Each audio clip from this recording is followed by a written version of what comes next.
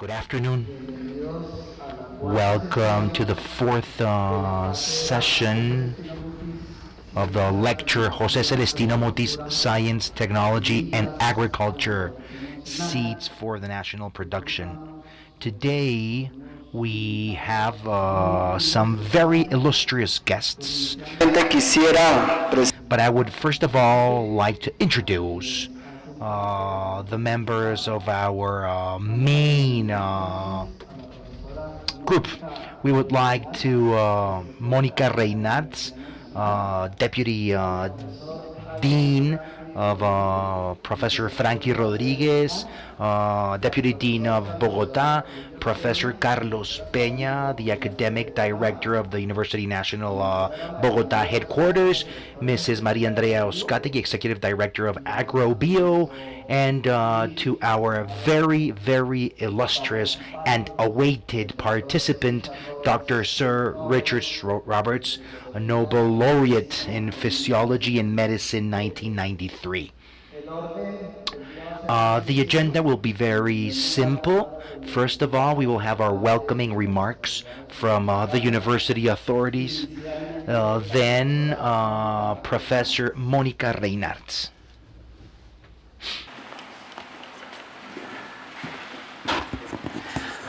Buenas tardes para todos, señores de la... Good afternoon to you all, Dr. Sir Roberts, Mrs. Uzcategui, Mr. Frankie, Mr. Cubillos, and of course, Professor Chaparro. But first and foremost, dear students, who are actually the core and the heart of this university. These types of initiatives bring honor and pride, and on behalf of our Dean, Dolly Montoya, it has to do with your education. For us, it's very special to have you here with your training, with your education, which is the reason why we're here. Without a doubt, I think that this is a great opportunity for you, students, to have the type of participants that we have today in our panel. I must confess that I'm not only here on behalf of the dean, or I am not here on my role as a deputy dean, but I am here because my academic area is also physiology, animal physiology. So apart from the protocol, I am very excited to be here from a standpoint. And we have different areas of common interest: seeds, molecular biology, everything that's being done in your associations. So please make the most out of these opportunities. Apart from the academic component, use this to share knowledge, to share amongst you. So now that we're talking about seeds, the most important seed, in my opinion, are the students. Please open your minds, allow yourselves to think differently, allow yourselves to make the most out of the National University, the best university in the country. I say that with pride, as a former student, as alumni, as a professor for almost 23 years. So with all the gratitude present in my heart, and also the gratitude of my mind, I am here today to welcome you and to give the opening remarks. And I would like to say once again that we are honored to have scientists, professors here with us. But first of all, people that are scientists. Not only do they produce science per se, but they want to share knowledge for humanity. This is not only a scientific and academic process, but it's also an ethical process. Today, the biggest question, among other questions, should be, what am I doing with my life as a student, or what am I doing in order to reach Prize, Nobel Prizes? How can I be better every day in order to reach this someday? It's you are the ones that must change. You are the ones that must ask the proper questions. You are the ones that must be agents of positive change from human sciences, from sciences, and as human beings. Thank you very much for being here today with us.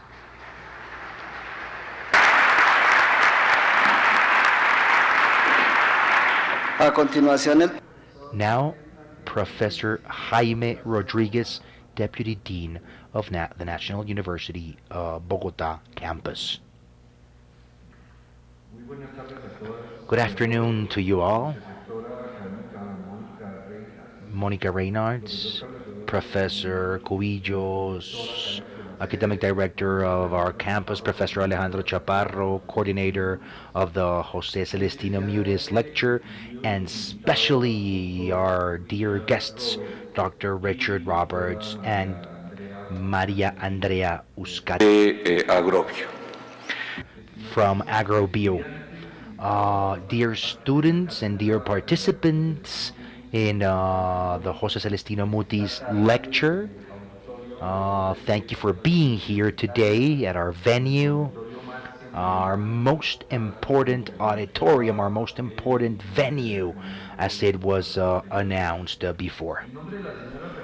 On behalf of our Dean, Dolly Montoya, and I would like to introduce a warm welcome to our special guest to this dialogue, Doctor in Molecular Biology, Richard Roberts, Nobel Laureate Prize recipient in 1993.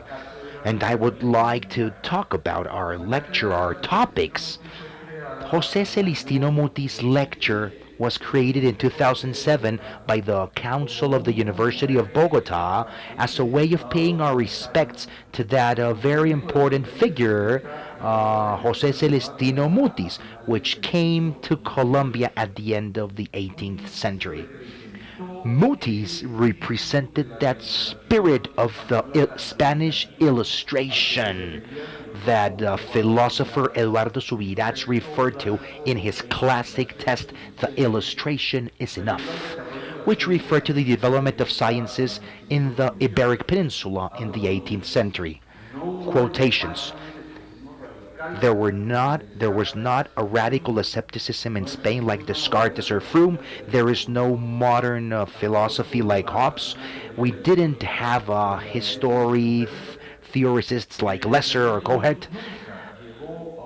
We never reached a system and critical rigorous like Kant. Spanish illustration was alive, but its importance in history does not have deep and critical and systematic insight, or scientific or philosophic treatise, or republican utopias.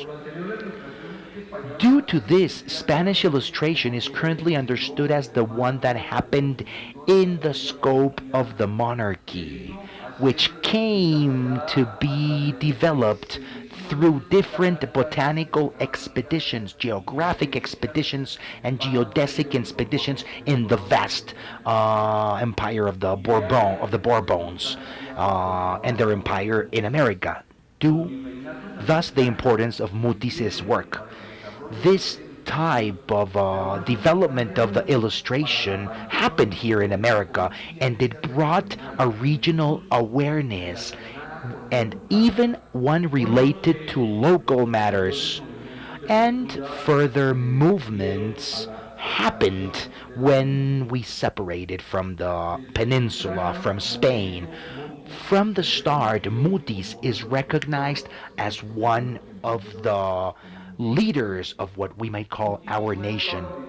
Mutis was educated in medicine in the traditional scholastic school of Sevilla, one of the oldest school of Sevilla. He was also always very curious, a very common trait of the scientist of the 18th century, and a very common trait of our guests and our scientists of the 21st century, took Mutis to study surgery in Cadiz. When he came to Santa Fe de Bogota, as it was called at the time, he came here with those two fields of expertise.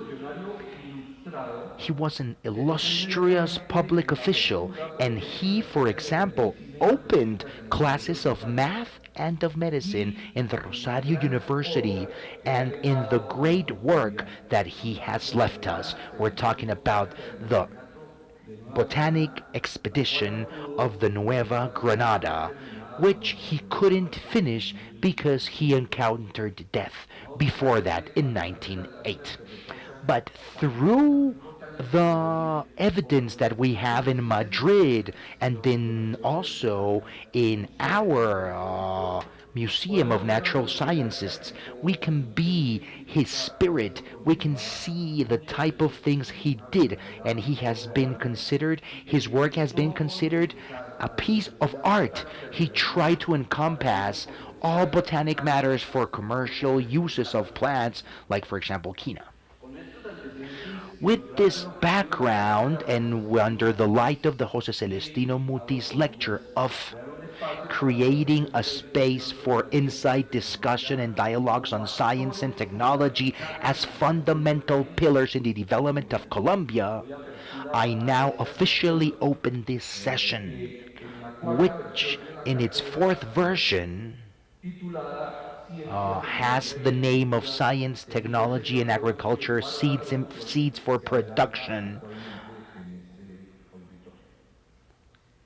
Agradezco a Agro-Bio I would like to thank Agro-Bio Andina in their help for fostering technology and education through the funding of bringing Mr. Roberts here today. I celebrate this honored presence and also the presence of Dr. Maria Andrea Uzcategui, Agro-Bio's Executive Director, who will also be part of today's session.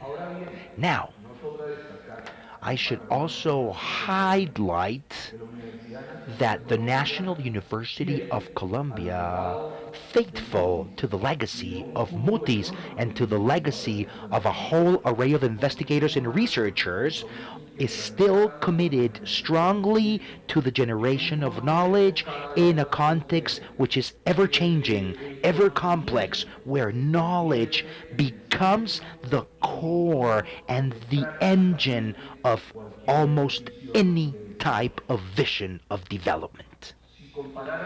If we compared the power centers, we could see that historically the power was initially assigned to having land, then to the possibility of having capital, and nowadays power is knowledge. We can also mention the concept of a couple of decades ago that says that we live in a society of knowledge. This society of knowledge exists due to the presence of big flows of knowledge and information, due to the development of innovation, robust and intensive innovation, always based on knowledge and in evidence, and also by the economies based on it. The outcome of what a society produces is something that we live every day. The ones that we see in the near future are something that we in the past used to call science fiction. Knowledge is at the core of almost any type of venture that we start, and this lecture actually wants to talk about that. Finally, and without any further ado, I would like to welcome molecular biologist, the Director of Research of New England Biolabs from Massachusetts, Dr. Sir Richard Roberts, Nobel Laureate Prize winner of 1993. Sir, please feel at home. I would like to comment one of the things that you said to El País newspaper in Spain, which shows the very interesting conference that we will have today. You said science as roads needs infrastructure. Government must fund it in order to boost economy. It cannot wait for corporations to do it. But investing in science does not mean that there is a quick return of investment. In the 1970s, researchers of basic areas like myself discovered enzymes through which we could cut DNA, and others worked in putting it back together and into looking new combinations. This has made possible the current biotechnology industry. The best role of a government is to teach its people on how does basic science work. these wonderful words of Dr. Sir Richard Roberts, gentlemen, students, and people from our main table is to guarantee that science survives, that it endures, and that Colombia at the end of the day can make the most and take advantage of the benefits that science produces. Thank you very much.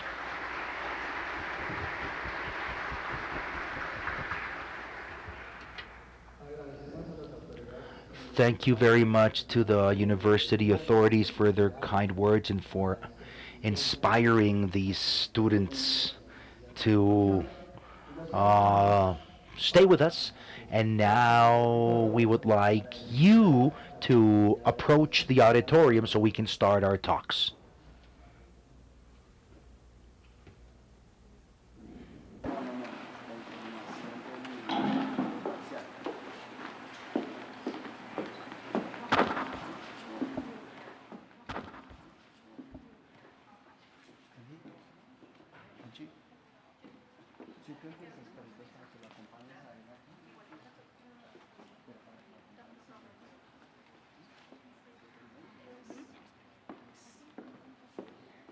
Primero, un aviso parroquial que yo sé que le interesará a los estudiantes.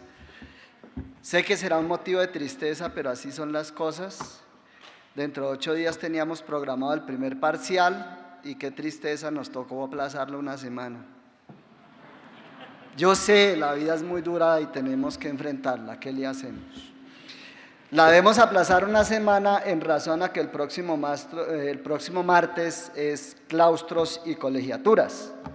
Recibimos una comunicación de la universidad en la que nos indicaba que ese día no se deben programar actividades académicas. Esa es la razón.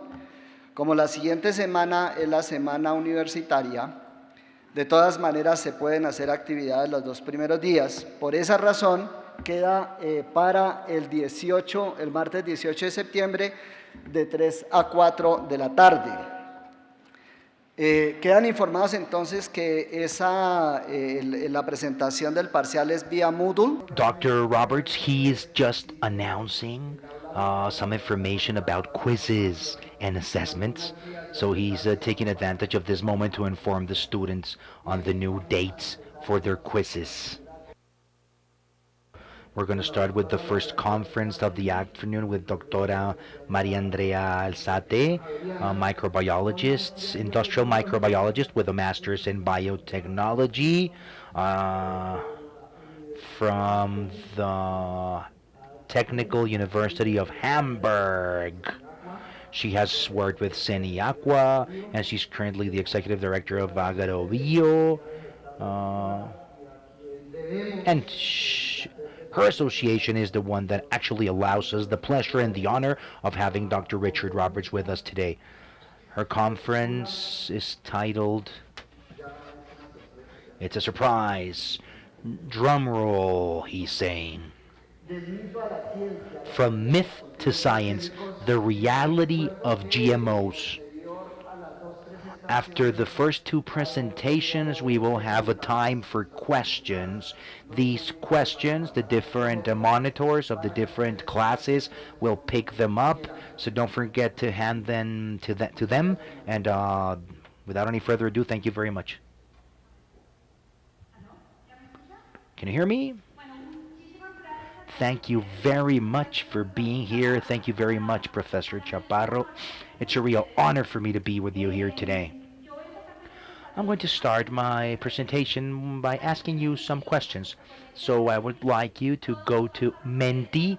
We're going to break the protocol of the Leon de Grave venue, but please connect online to this page, www.menti.com. There you can write the code 832443. And we're going to do a couple of questions before we start. Dr. Roberts, can you hear me loud and clear? If you can, please nod. Excellent. Thank you, sir. The first question is, what is your profession? We know that the lecture is comprised by many types of people, and we're going to see the different professions or careers that we have here in this auditorium. Biologists, pharmacy, journalists, microbiology, researchers, professors, chemical engineer, mechanic engineer. We also have that provides a very interesting array of the type of people that we have here. Statistics, agricultural engineering. So this is going to be very interesting for us because it might be scientific, but we live with it every day. Next one, please. What words come to mind when you listen to the word GMO? What words come to mind when you hear the word GMO?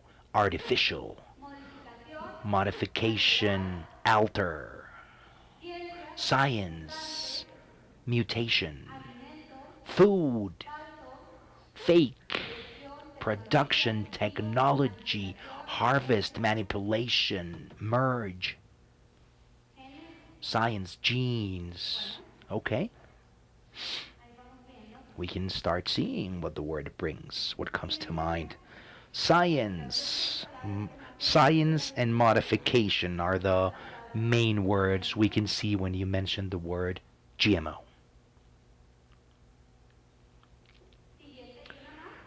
Next one, please. The last one. Do you feel that GMOs are safe?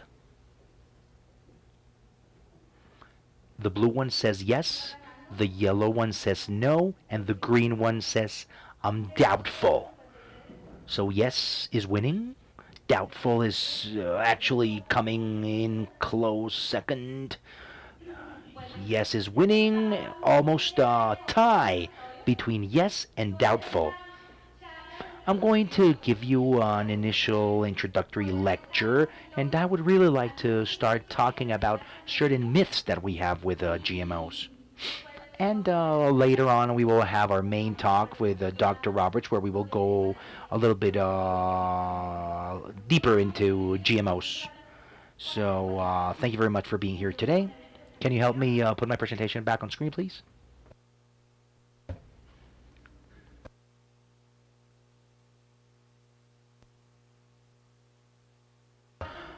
Don't put your cell phones away, please. I want you to Google GMO. Please Google GMO. I just want to know what it shows. Just a regular Google search. Just type in GMO.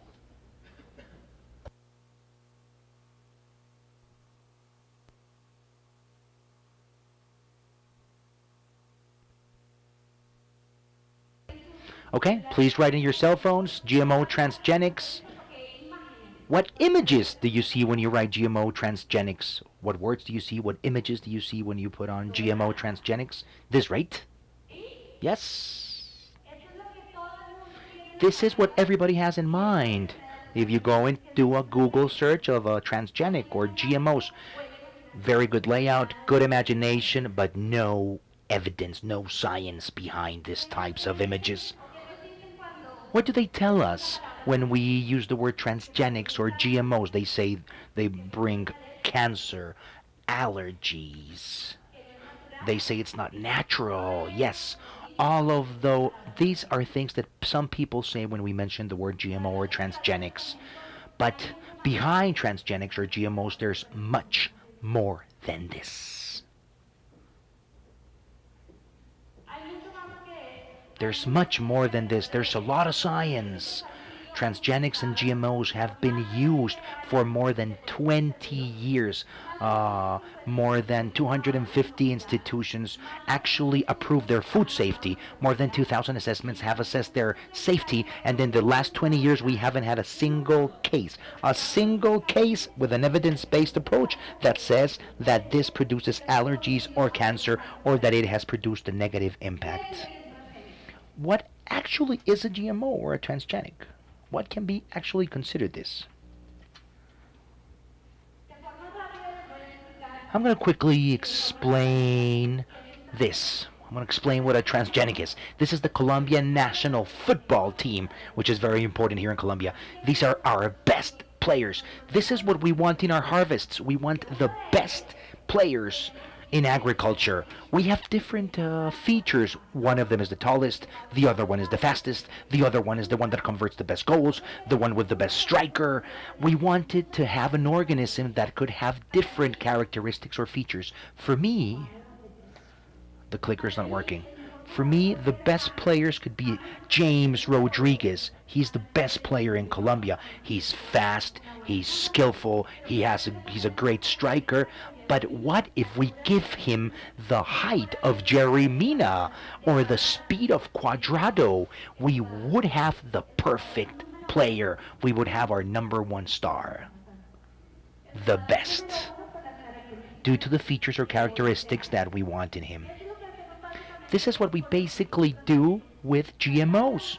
We try to find the most important or the best features in order to express them in an individual. Doing GMOs or doing transgenics is not easy. These harvests have been improving throughout history. We have improved, we have expressed characteristics, for example, like a good product, like a good harvest, adaptability. But nowadays we face a lot of challenges. One of them, for example, are the pests. Harvests that are pest resistant? Yes, they do exist. We have harvests that are pest resistant. And what we have done through biotechnology is to identify an organism that we find in nature, which is a bacteria, which actually produces a protein which is toxic for pest insects, and with that protein we can protect our harvests, our products. That is how biotechnology works. For many years we have used this bacteria in organic production. This bacteria was discovered in the field, and we found that it had this insecticide for the different pests. Since 1920, we have been using these products in organic agriculture, and what researchers did for many years was to investigate which gene was capable of producing the toxin that actually killed these pests. What we did, thanks to genetic engineering, was to identify that gene and transfer it to the plant. When the worm or when the larva or when the insect bites the plant, they will die. That is how GMO harvests work. Why do we do that? Or why can we do this? Because all human beings are composed by the same thing. It's like if we all spoke the same language. We all have genes, and thanks to genetic engineering, we can move them and play around with them and express them in other individuals. Both bacteria, plants, animals, human beings, and microorganisms are comprised by genes. But we have been judged in a biased fashion. Throughout the development and the adoption of these types of harvests, we have had bad judges. Just like in soccer, just like in football, we have had bad referees. One of them has been Greenpeace. They have been one of the bad referees, one of the bad judges. Greenpeace has done a great opposition to GMOs. Greenpeace has played with fear, with the lack of information, and this has actually brought a lot of hurdles and barriers for the world to actually have access to these types of technologies. This is where we say that the weight of feelings and fear has been much more heavy than science. GMOs are science. There is science behind them. But unfortunately, a good promotion, good advertising has been actually been more successful than science in itself.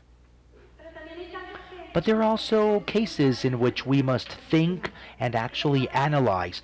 He is Patrick Moore. Patrick Moore was one of the founders of Greenpeace in the 70s. He and one of his colleagues founded Greenpeace. He is a scientist, and throughout time, he started becoming aware of the fact that Greenpeace had a position that was not an evidence-based approach in terms of GMOs. Patrick Moore left Greenpeace, and nowadays he is one of the most respected voices that actually back up transgenics, specifically the golden rice. Another success case story is this one, the Hawaiian papaya. In the 1980s, a virus destroyed all harvests of these type of Hawaiian papaya. Scientists in Hawaii designed a resistant papaya. The only thing they did was to cut a piece of the virus that attacked the papayas, and it was transferred into the papayas as a vaccine. This was a success case in which they had papayas which were resistant to the virus, and they were able to, and these harvests were reborn. There was a rebirth. You can see the trials that evidence did on this.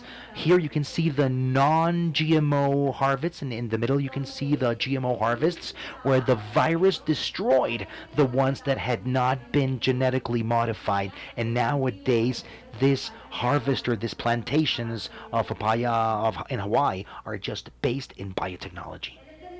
He's Dennis Gonçalves. Dennis Gonçalves is the person that developed the GMO papayas in Hawaii.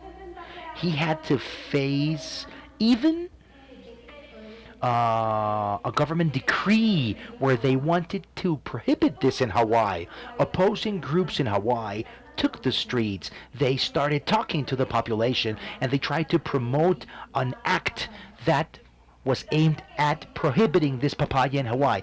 Due to the fact that legislators had evidence and they had data, they were able to accept this type of harvest in Hawaii, and nowadays it's traded widely. Okay, this is a goal for Jeffers. No, I'm lying. It's actually a goal for science. So, when this papaya started to be sold commercially, that led to a lot of developments in the United States. This is a public development, and it is funded by the University of Cornell and also US aid. This opened space up for other crops that are now commercialized. So we now have 11 main crops at a global level: cotton, maize, canola, soy, alfalfa, papaya, beetroot, zucchini, apples, eggplants, and potatoes. Many of these crops have been the result of local development, but there are 4 main crops here: soy, maize, cotton, and canola. These are crops that are commercialized in different parts of the world, in different countries, and that are exported to the entire world. But it's not only about having crops here in biotechnology. Who here has not had a great night out thanks to GMO technology? Wine, beer, cheese, these are all products of biotech, and they have GMO products because there are different products used to create these products that do have GMO components. Raise your hand if you have here a family member who suffers from diabetes, or if you're diabetic. Okay, so those diabetics are alive today thanks to GMO. Insulin that we usually produce as human beings is now produced thanks to bacteria or microorganisms that are in fact GMO bacteria. And this is extremely important for the significant population of diabetics that we have today. Previously, insulin was produced by pigs, but it was so expensive to extract insulin that there was a transfer of the necessary gene to these bacteria.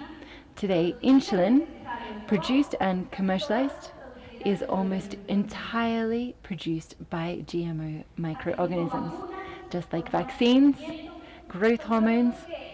These are other products that surely many of us here have used, and we were not even aware that these are actually the product of GMO methodology.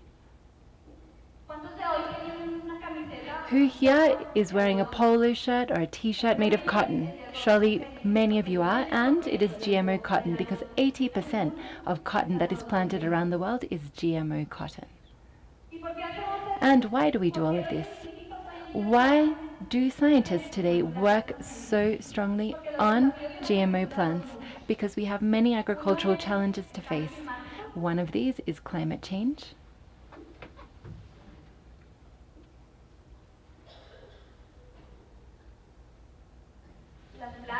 We also have pests. We have more and more pests to deal with. We also cannot predict if we will have very long rainy seasons or extended droughts, also poor agricultural practices. We are completely destroying our forests, and we need to have tools at hand that will enable us to produce food but at the same time maintain our nature. We also have very poor use of pesticides and insecticides, and that is why today we need GMO technology. The impact of GMO crops, although many of us are unaware of this, has been enormous. 18 million farmers around the world use GMO crops. 19 of 26 countries that have regulations and that do plant GMO crops are developing countries, and those that receive the greatest benefit are smallholder producers. The majority of the cotton that is produced here in Colombia or planted in Colombia is GMO. The majority of Colombian farmers here work on 4 hectares. So these are small producers who have seen huge benefits from using these GMO crops, just as has occurred in India, Honduras, the Philippines. And in Honduras, they have been using this technology for some time also. There are basically 4 main modifications that can be made to GM plants. One of them is to modify the color. Have you seen blue roses? Yes, you have? Where have you seen them? Somebody said that they had seen blue roses. Someone over here. Where? In a greenhouse. Okay, yes. Colombia is one of the largest blue rose producers in the world, but we do not sell them domestically. They are all for export. The rose was the first GMO product that was approved in Colombia, but the request was only made to approve this crop for export, and each rose can cost up to $25 overseas. So the main market for these roses are Europe and Japan. The other 3 modifications that exist, we have one which is virus resistance. So I already told you about the Hawaiian papaya. We also have resistance to insects and also insecticide or herbicide resistance. So these are the 4 main modifications that are commercialized around the world, and we see this in the 4 main crops that I mentioned earlier. Here we have a map of the countries that currently use biotechnology. There are 26 people up to 2017 that had planted GMO crops. So I am saying that they plant technology, and with that what I mean to say is that they use GMO crops. So they have internal regulations that allow them to plant these crops, but the whole world consumes these products. The Americas have taken on this technology with great enthusiasm. But cutting-edge technology is found in the United States, then after them Brazil, and then after them Argentina. Colombia is in place number 18 in terms of adoption of GMO technology, and we have just 3 crops: flowers, maize, and cotton. Europe does in fact plant GMO crops. There are 5 countries in the EU that have GMO crops. They basically have mice in Africa also that adopt this technology, and Asia is more characterized by its use of GMO soya and cotton. I think that my presentation has gone a little haywire up on screen, but here we can look at the adoption rate of GM crops versus conventional crops. 70% of world production of soy is GMO soya. 80% of world cotton production is with GMO cotton. 32% of maize or corn that is grown around the world is genetically modified.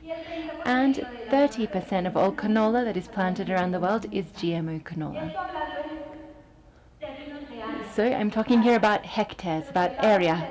But if we were to talk about market, then we would see that the percentage would be much higher for GMO crops.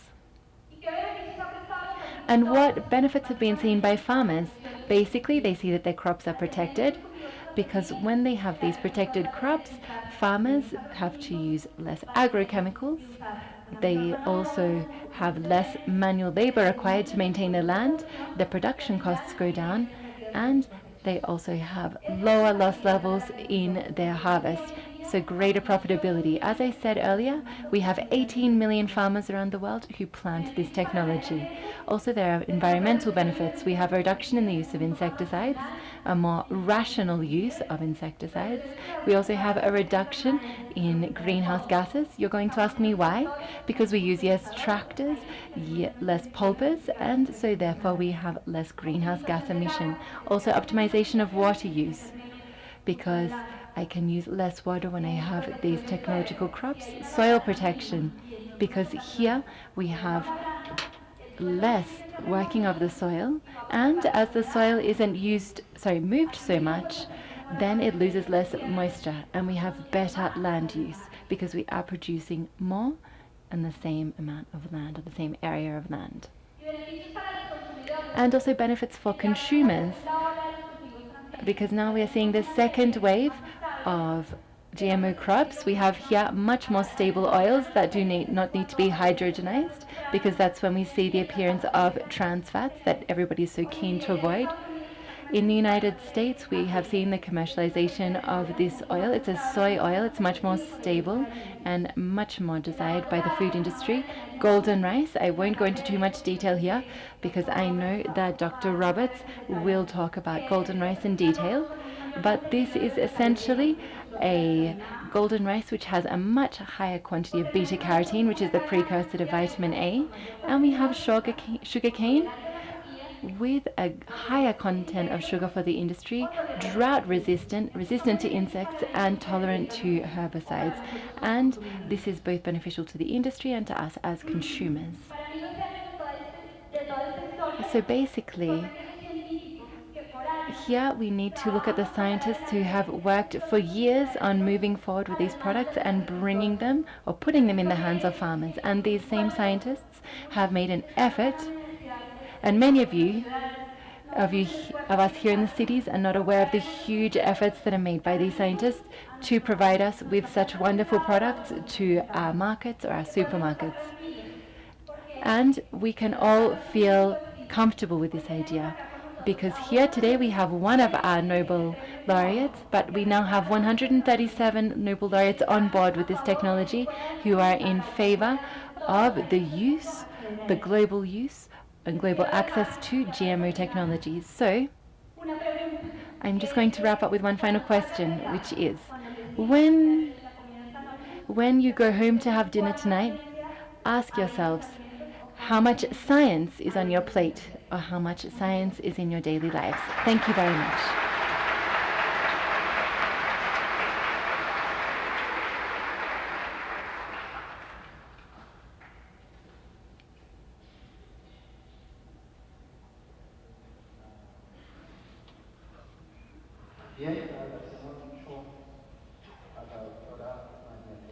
Thank you very much, Maria Andrea Uzcategui. Thank you, Doctor. Now we are looking forward to the main course here today, which is our presentation from Dr. Richard Roberts.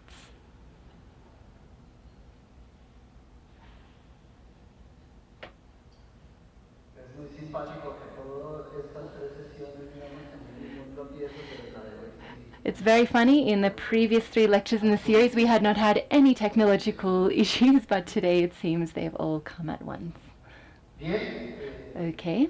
I think that there have been sufficient introductions of Sir Richard John Roberts' experience.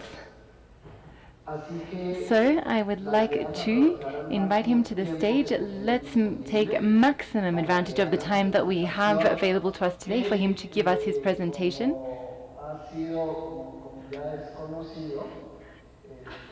As we are all well aware, the title of Dr. Roberts' presentation is, drum roll please,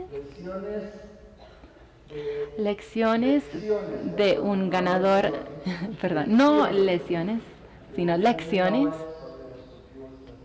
de un premio Nobel sobre los cultivos transgénicos. We are just wrapping up with our logistics here so that everything can be ready. Okay, those of you who have your translation headsets, please make sure that you have them on and you are ready to participate in the presentation. ¿Me oyen? ¿Sí? Okay, good. Well, I wish I'd seen the previous set of slides before I showed up here, because I'm afraid some of what you will hear may be repetitive, so I'll try to go through that quickly. What I want to try and do today is to give you some background about GMOs, looking at it from a slightly different perspective, but also to tell you, can we do something about this? Also to tell you why I got involved in this, how I got involved in this, and why I think it's important for Nobel laureates to speak out from time to time.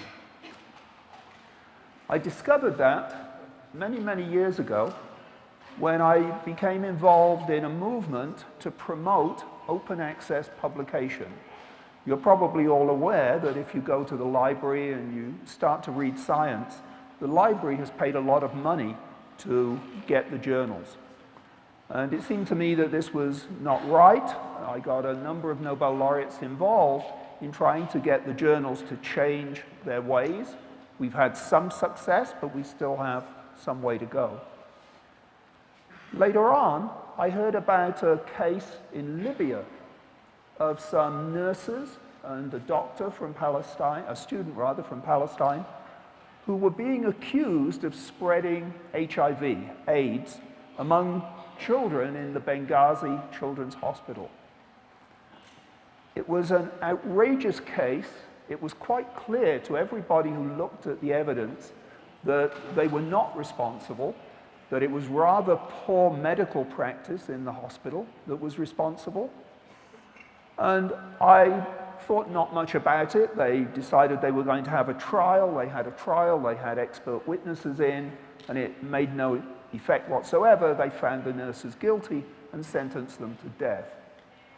I read about this in Nature, and it occurred to me that perhaps here was something that the Nobel laureates could get involved in. And so I contacted the chief lawyer who was in charge of the nurses and sort of looking at it from their perspective. And I also contacted a number of my Nobel laureate friends and said that I wanted to write a letter that we would send to Colonel Gaddafi, who was head of Libya at the time, and that we would also send to other people who were involved in the case, in particular the European diplomats, who had not really done very much about this. I was able to get more than 100 Nobel laureates to sign a letter, which I personally delivered down to the Libyan embassy at the United Nations. I also sent a letter to Gaddafi's staff and also to the European diplomats. In fact, the Foreign Office in London were very helpful here. About 2 or 3 weeks later, I got a telephone call one day who said, would I come to Libya and talk about this? And it was from the chief of Gaddafi's son, who was kind of running much of the day-to-day work in the country. I went over there, I talked to him. At the end of the day, he admitted that they'd gotten it wrong. They realized it was wrong, and they were going to release the nurses and the Palestinian student, which they did. About a month later, although it almost got thwarted by someone at one of the a wife of the French president at the time who really almost screwed everything up, but fortunately didn't. And so anyway, the bottom line was that because we were Nobel laureates, people listened to us, diplomats listened to us, presidents of countries listened to us, people that most scientists have very little access to. And it occurred to me that perhaps more Nobel laureates should be taking on this role of trying to get good policy decisions made, of trying to get things done. This Libyan success really got me started in thinking that there are things that Nobel laureates can do, quite aside from the science or economics or peace or whatever else it is, that they can have an influence in this world because people listen to us. Now, I'm not trying to say we're smarter than anybody else. I'm just saying that a lot of people think we're smarter, and so they listen to us. I've taken on a number of issues since then. We've, in one campaign, we got more than 200 Nobel laureates signed on to something. Sometimes we've been successful, sometimes we've not been successful. And that brings me to GMOs. In 2013, I was invited to a symposium celebrating Mark van Montague's, that's the fellow up here who's, oh, if I could get this, well, it's not working. The top right is Mark van Montague. He was one of the 3 people who figured out how it would be possible to set up this GMO method. And he did it by studying a natural phenomenon. He discovered that there were bacteria that could grow on plants and could cause something called crown galls. They're really a cancer of plants. And the bacterium takes DNA from itself and moves it into plant cells in order to cause cancer. So this was a case of DNA going from one kingdom, the bacterial kingdom, into the eukaryotic kingdom of plants. And he thought, as did Jeff Shell, the other person on the top left, and Mary Dale Chilton, shown down at the bottom, had this idea that if naturally occurring bacteria could move DNA into plants, then instead of moving the DNA that the bacteria wanted to move, perhaps they could move the DNA that we would like to see moved. And in this way, perhaps one could improve plants, improve crops in particular. And so for Mark's 80th birthday, they had a big celebration in Ghent, and they had a symposium. And I was invited because I'm an old friend of Mark. I don't work in the plant field, but I got invited because I was a friend. And I went and I sat for a day and I listened to the plant scientists talk about all of the clever work that they had done since Mark and co. made their original discovery. And it was quite amazing, some of the things that had happened. But that was not what impressed me. What really got to me was that every single person who spoke told me of how difficult it was to do plant research in Europe, in Australia, in the US, in South America, in Africa, wherever you wanted to do it, there was this tremendous opposition. And it occurred to me, having listened to this, that the opposition was unfounded. There was just no good science that said one should be opposed to this. There was no science that said this was something dangerous and something that we should worry about. And so I started to give some thought to this, and I'd been invited 2 days later to speak to the European Commission about the future of medicine. Not that I know a great deal about the future of medicine, but I could say a few words that might make the politicians listen. And I thought, well, instead of talking just about the future of medicine, I would try and make the case that actually medicine in the developed countries and in the developing countries, the needs of the populations are very different. If you live in a country that has lots of money, such as the US, then we can afford to pay for very advanced medical treatments. If a medicine costs $10,000 a dose, the insurance companies will often pay it. We can afford the very cutting edge of medicine. But if you live in a poor country, in a developing country, in Africa, you can't hope to afford this kind of medicine. In fact, for many people, just keeping alive is difficult, and for them, food is medicine. There are some 800 million people on the face of this earth who go to bed hungry every night. Every single night, they don't know what it's like to feel full and satisfied because they don't have enough food.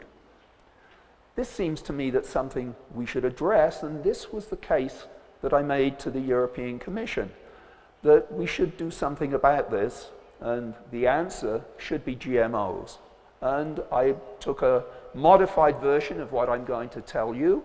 I gave this talk for about 15 minutes, and afterwards, an Italian senator, someone who votes in the European Parliament, came up to me and said she had just never heard this story of GMOs before.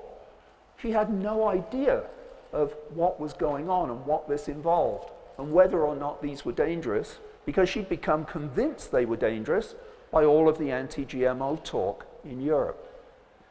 And several members of the staffs of other senators came up to me and said it was so refreshing to hear this talked about because people in Europe wouldn't even talk about it at the time. And even today, this is not an issue that is talked about widely because the opposition, Greenpeace and many other non-government organizations, have made a big case against GMOs for purposes that I will tell you about in a moment.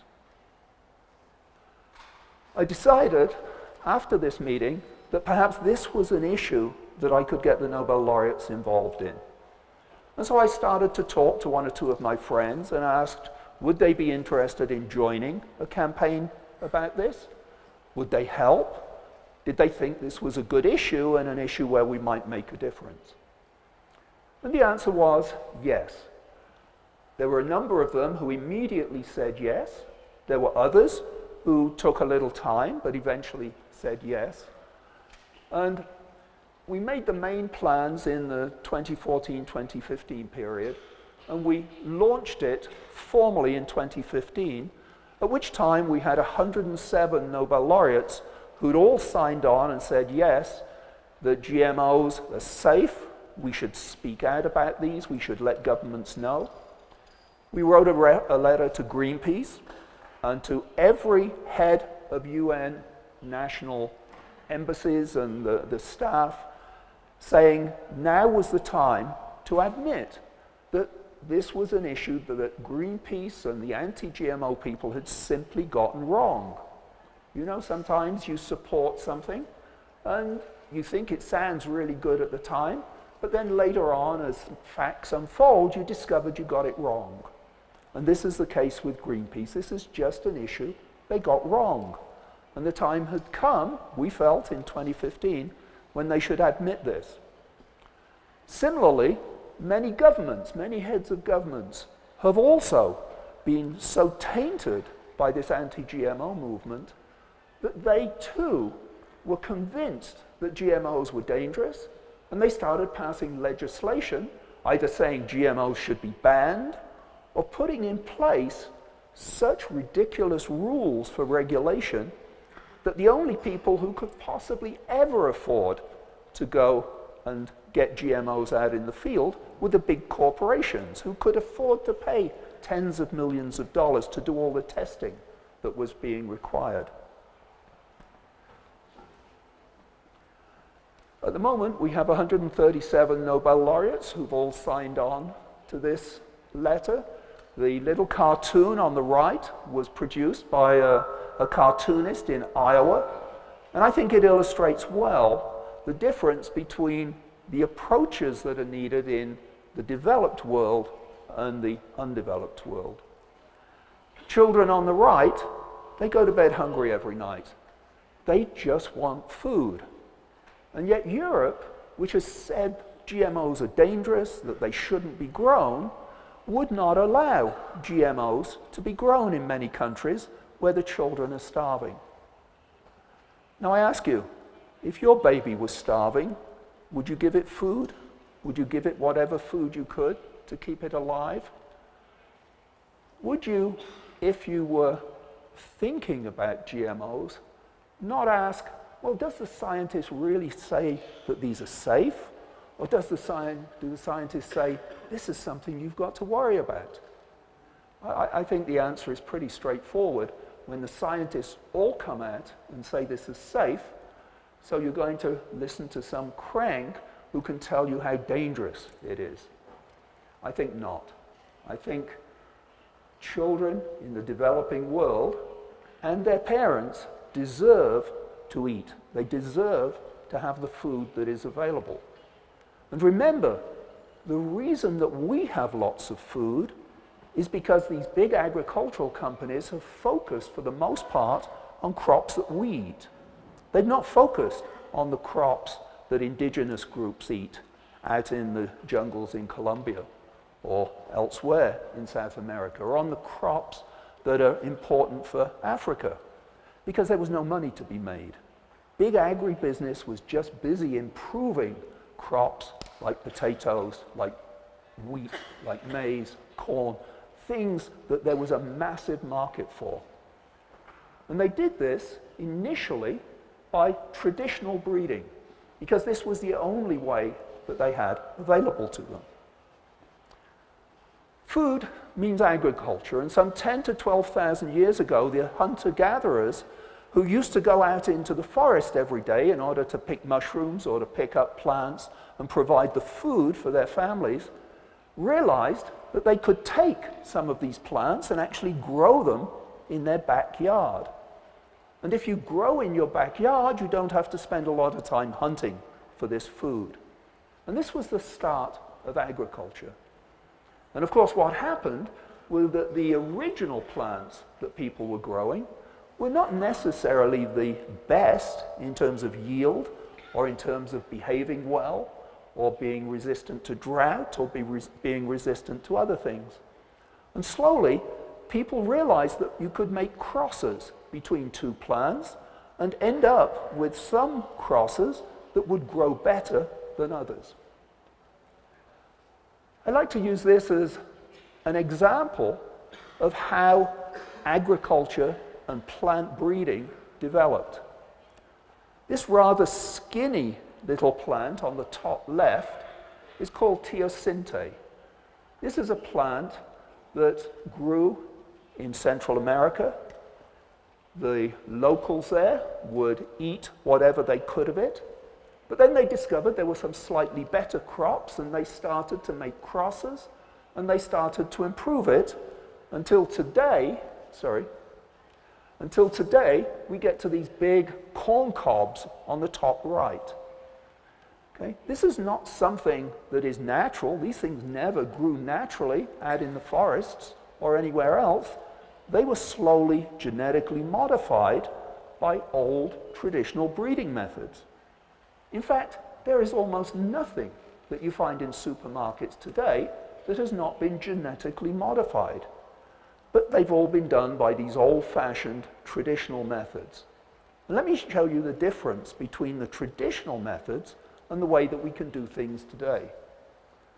So this is just a simple diagram of conventional breeding. On the left, we have the very best plant that we can grow at the moment. And we've decided that we want to make it taller, or we want to improve its resistance to drought, or some other trait that we would like to introduce. And so what we do is we find another plant that has the trait we want, but maybe is deficient in some other things. And we make a cross. And so we look to find the cross in which it's both retained the good properties it started with and has now picked up the new property that we want. In this way, you make a hybrid, and then, of course, this hybrid has a mix of both sets of genes. And so you want to get rid of the genes you don't want and just retain all the ones that you can that were in the original elite crop. And you do this by constant back crossing. And typically, when you're doing this on corn, this can take 6 months to a year for every cross. If you have to make 20 crosses to get what you want, it's 10 to 20 years of development. If crossing doesn't work, then the other thing that the traditional breeders do is that they mutagenize the plants. They use radiation, they irradiate them, or they put on chemical carcinogen-inducing chemicals in order to make mutations in the plant in the hope that they will get a plant with the desired properties. Oh, sorry. Now, let's look at the GMO method. And remember, GMO is a method. It's not a product in itself. It's a way of doing something. And it takes advantage of this discovery I told you about by Mark von Montagu, Jeff Schell, and Mary Dale Chilton. And what they discovered was that they could take this agrobacterium plasmid, it's a little piece of DNA, and it has in it some genes that it can transfer into plant cells. And they discovered that they could take a gene that they wanted, put it in the plasmid, and get it into the plant. This is a natural way of doing things. This is something that takes place in nature. But of course, the anti-GMO people have decided that this is not natural and it's dangerous. And so here we end up with this dichotomy. On the left, we have traditional breeding, the conventional methods that I described to you just now. And Greenpeace and the anti-GMO people will tell you this is all safe because we've been doing it for years. Is it true, in fact, that everything we've been doing for years is safe? Let's look at automobiles as an example. I'm not sure how safe automobiles are, to be honest. And on the right-hand side, this precision approach, in which you really try to do things precisely. You know what gene you started with, you know where you've put it in the plant, and you can test for a variety of bad products that you might produce. This, they've decided, is dangerous. It just doesn't make logical sense. You don't have to be a scientist to realize this. But I like to use this example. Let's say I've got a car, I've got a new car, and I want to put a GPS system in it. And my old car had a GPS system in it. So what do? Do I take these two cars apart, mix them up, and then select the version that has the GPS system in it? This is traditional breeding. This is the approach. Take everything apart, mix it up, and select the trait you want. Well, I think the answer is obvious. You take the GPS system, you pull it out of one car, and you put it into the new one.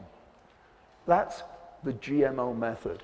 That is the way in which plant breeders now breed the better plants.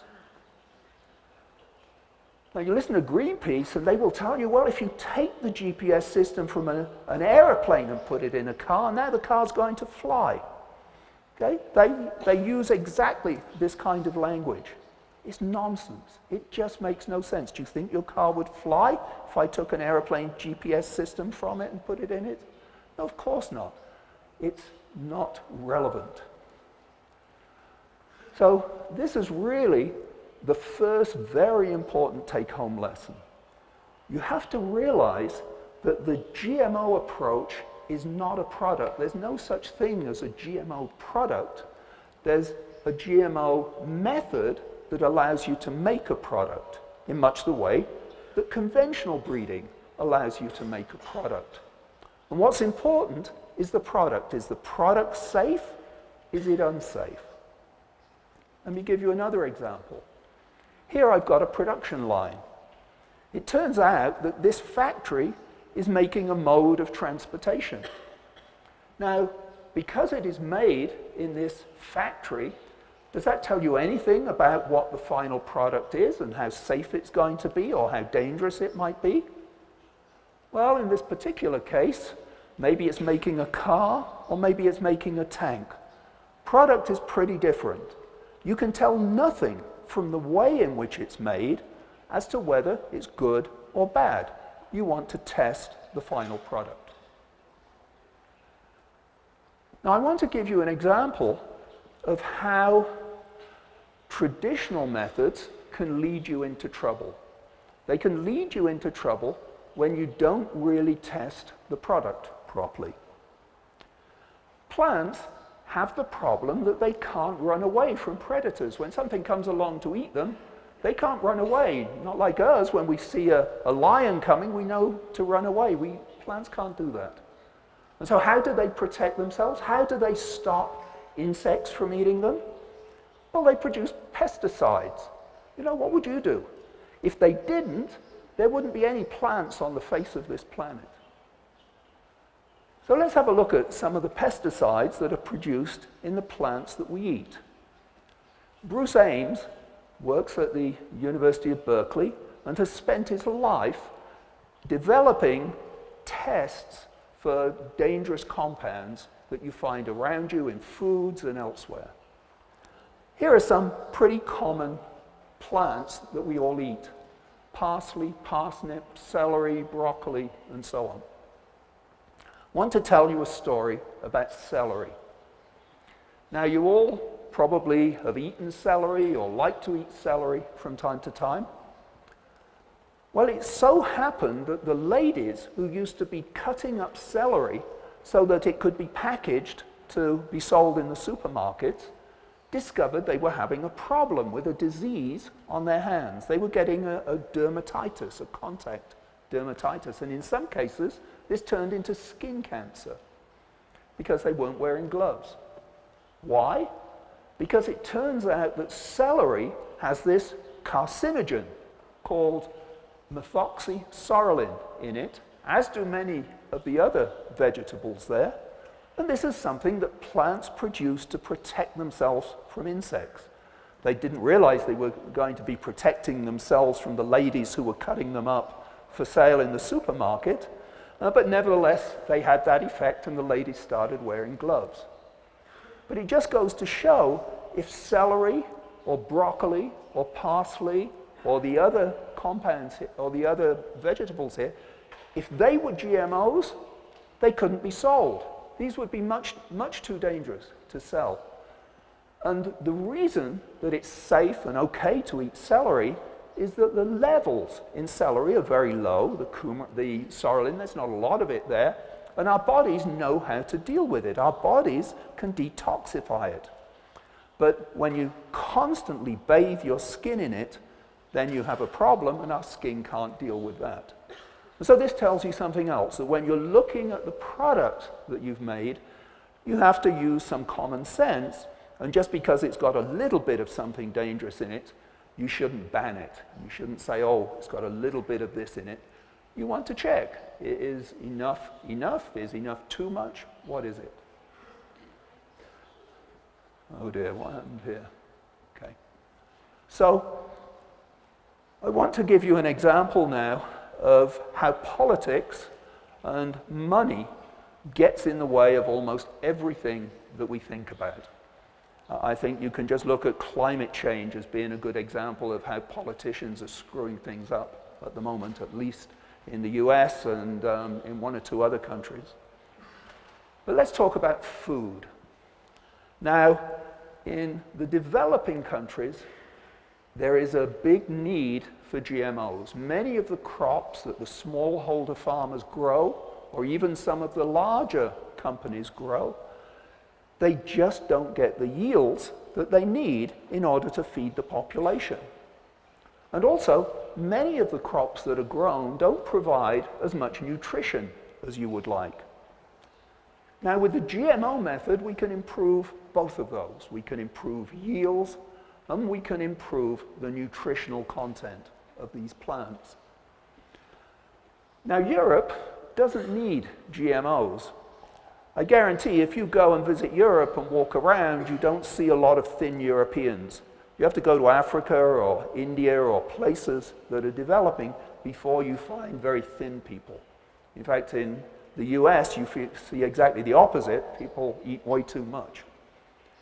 So Europe didn't need them, So why would Europe not endorse them? It makes no difference whether they have them or not. They don't need them. So look at the bottom. Could it be politics? Could it be money? Or could it be both? Well, the answer is it's both.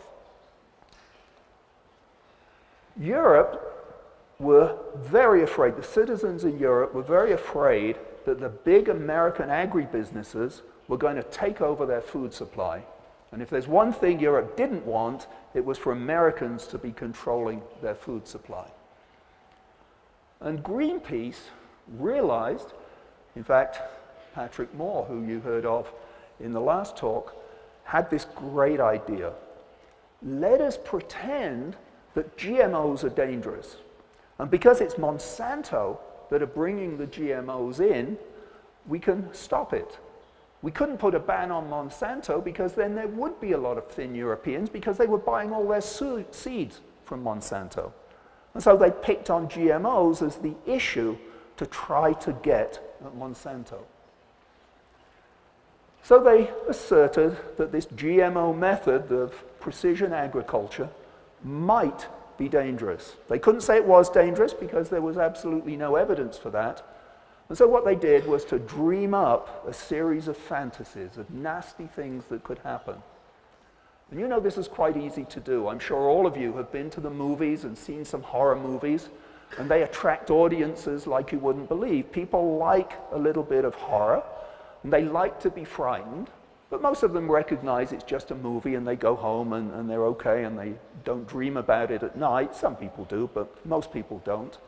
But Greenpeace didn't want that. They wanted to make sure that you would go home and dream about how dangerous GMOs were. And they had an advantage. It turned out that quite a lot of Europeans, because they didn't like Monsanto, decided they wouldn't like GMOs either, and they started to support Greenpeace. And in fact, Greenpeace is an NGO.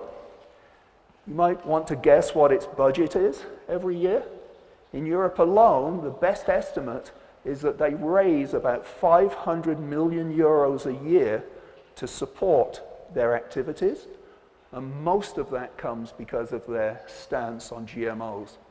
Greenpeace do quite a lot of good things, but this is just one issue that they got wrong, but it's such a good money raiser, they're not now prepared to admit that they got it wrong. And the tragic consequences of all, they cannot tell all the Europeans how dangerous these things are, and then go to the developing countries and say, but it's okay for you to eat them. Okay, these are too dangerous for Europeans to eat, but in the developing countries where they really need them, it's okay. And so they started to spread the gospel around in the developing countries to a point where many presidents in Africa and elsewhere have decided it's going to be no GMOs. We're going to have a complete ban on anything that looks like a GMO.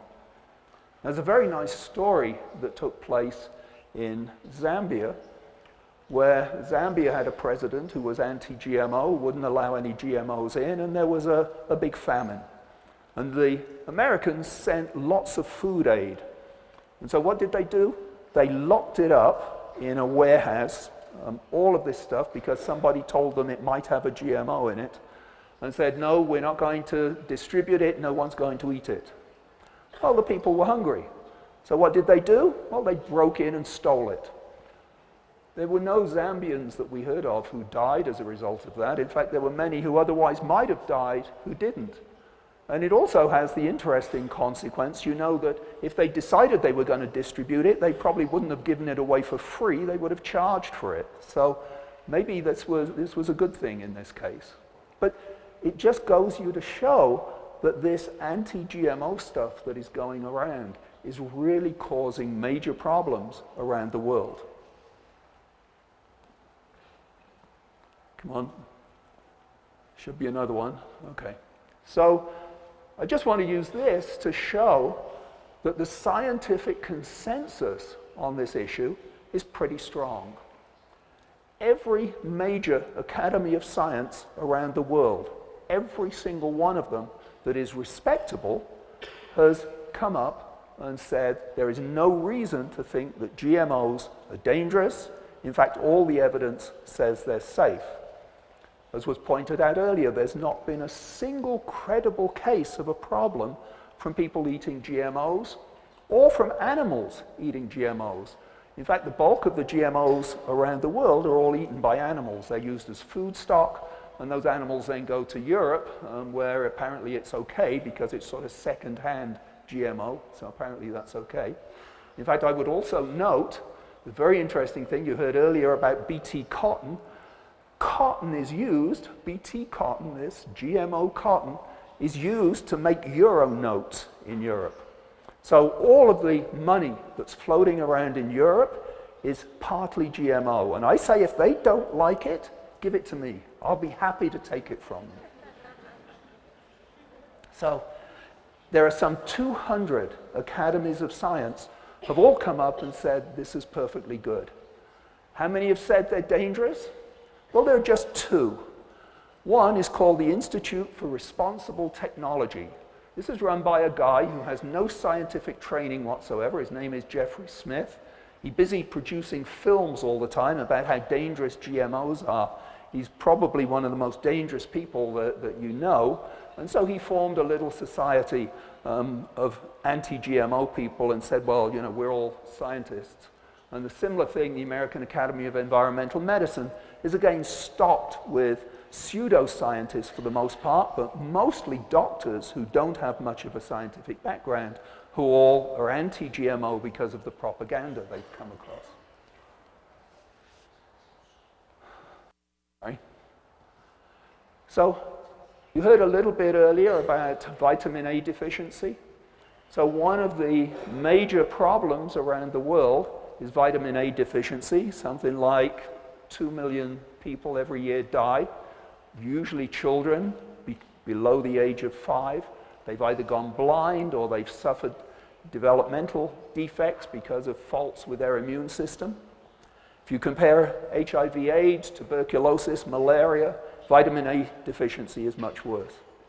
And so there were a couple of scientists in Europe, Ingo Petricus, who was at the ETH in Zurich, and Peter Bayer, who was at the University of Freiburg, and they decided we could do something about this, that a vast number of these children actually eat rice as their stable food, and rice, while it has vitamin A in the stems, in the roots, it doesn't have it in the grain, which is the bit that everybody eats.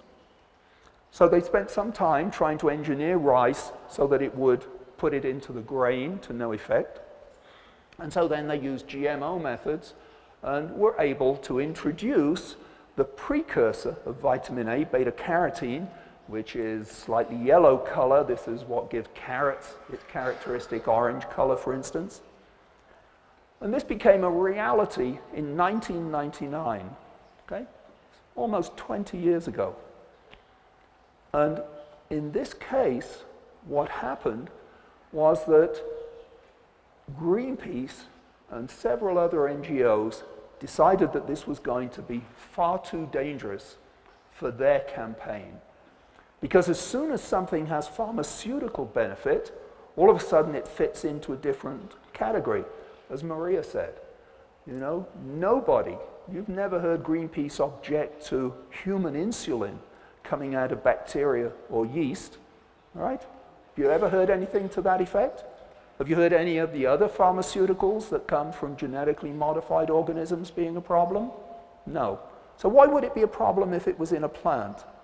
Well, it'd be a problem because it would attack the foundation of their campaign. And so they did everything they could to stop it.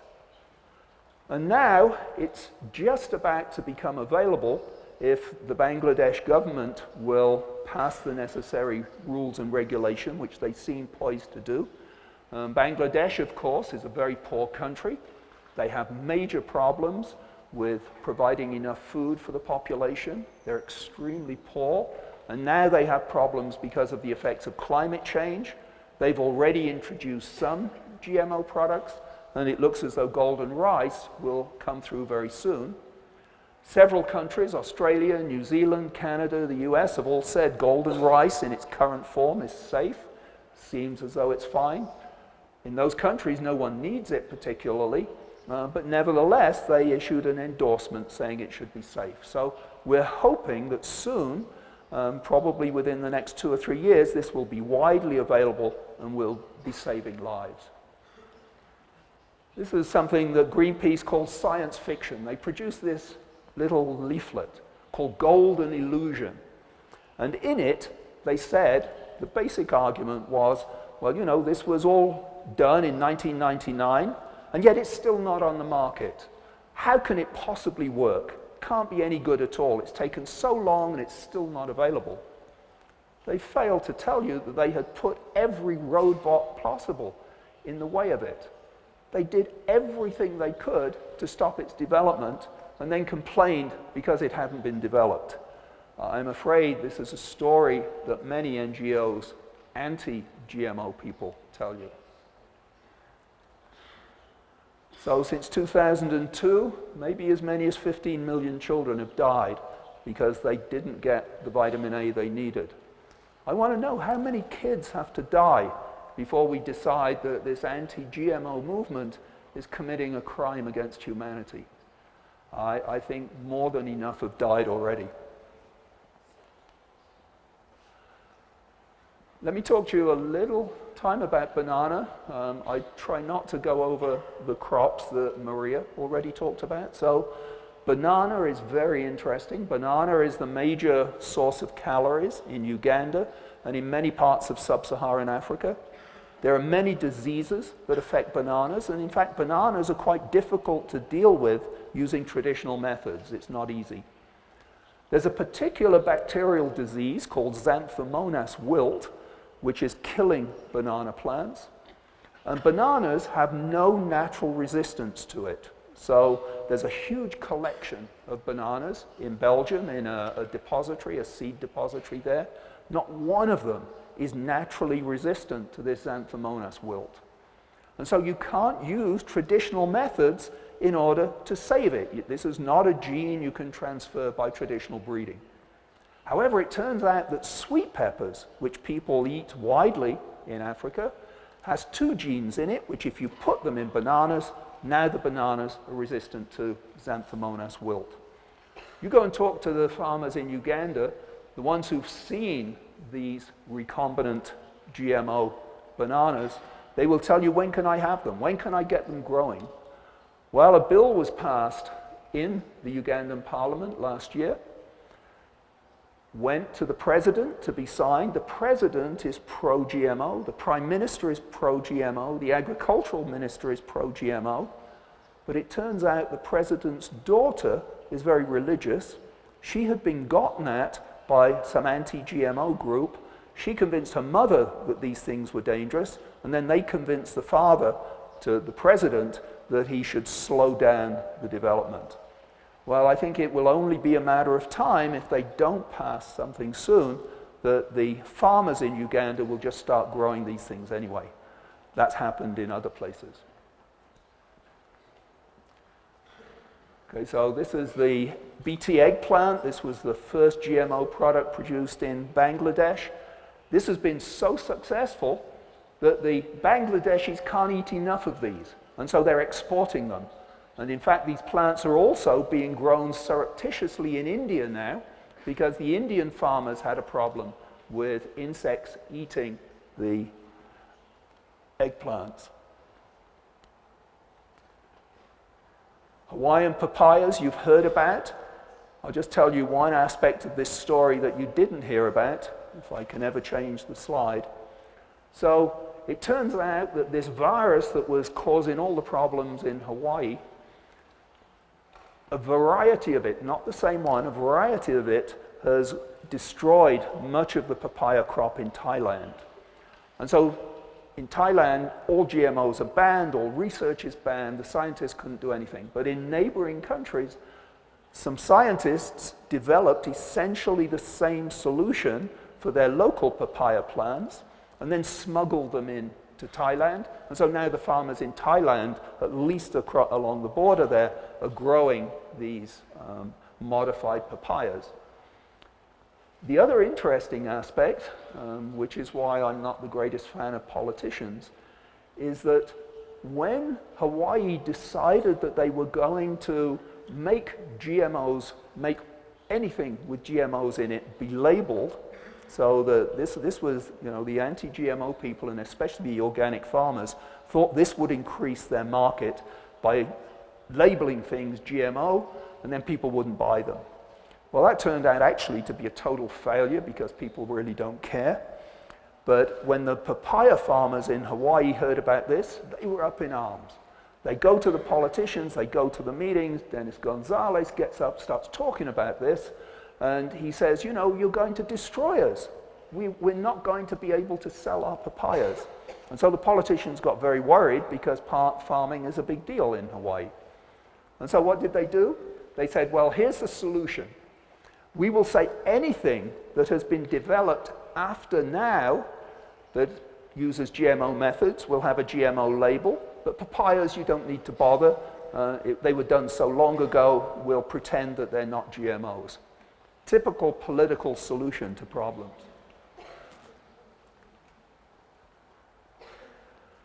So, I'm getting towards the end. Food choice is something that we can make in the developed world. You go to the supermarket, you have lots of choice. You can choose what you want to eat. If you don't want to eat a GMO product, don't eat it. No one's going to tell you you've got to. But don't pretend you're not eating it because it's dangerous, because it's not. And if anything, they're probably safer than traditional foods.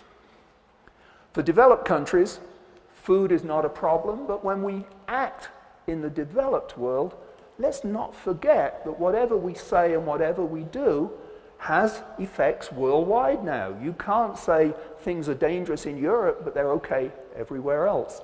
If they're dangerous, they're dangerous. If they're not dangerous, they're not dangerous.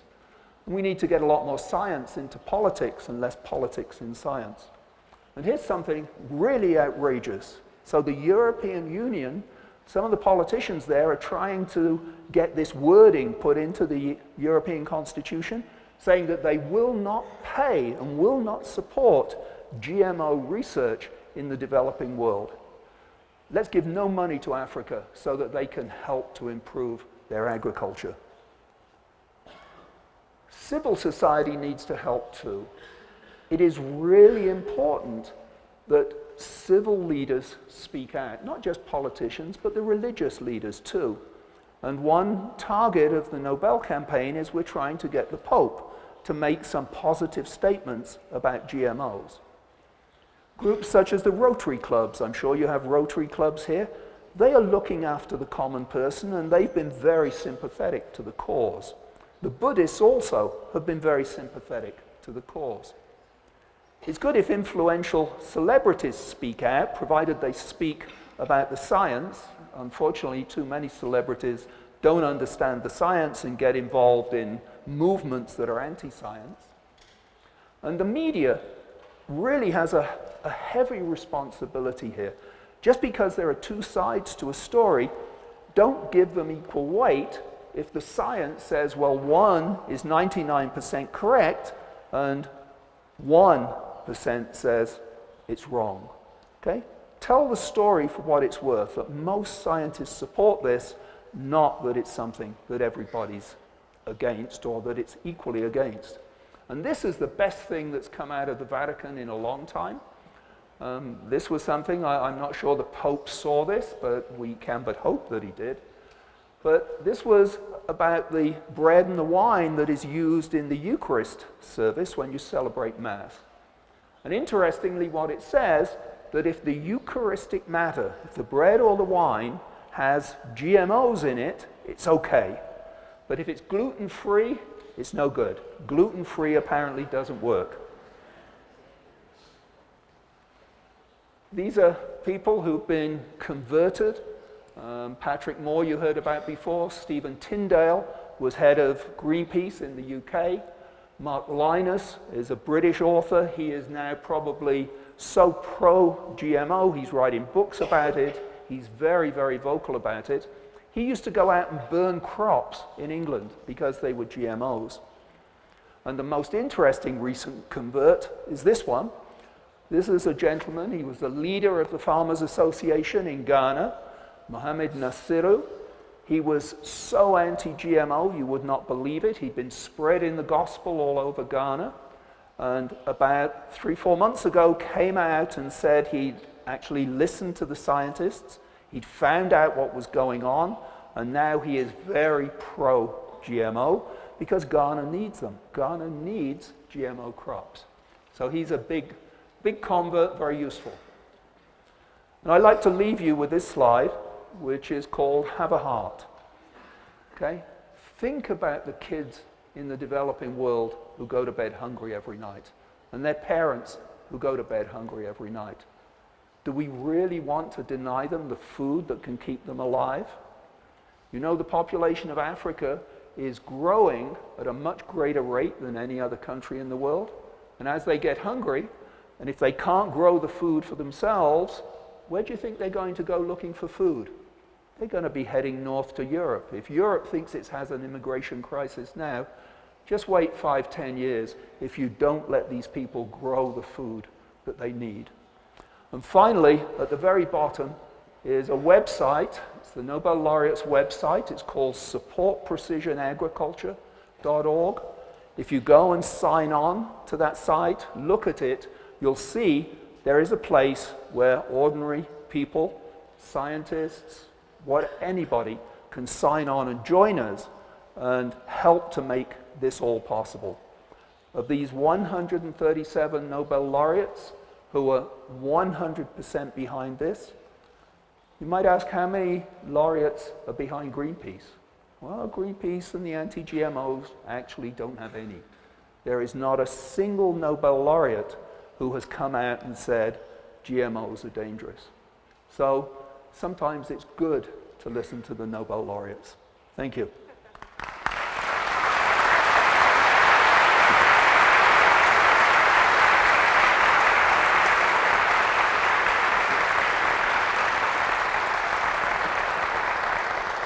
And I think both Maria and I are more than happy to take any questions you might have.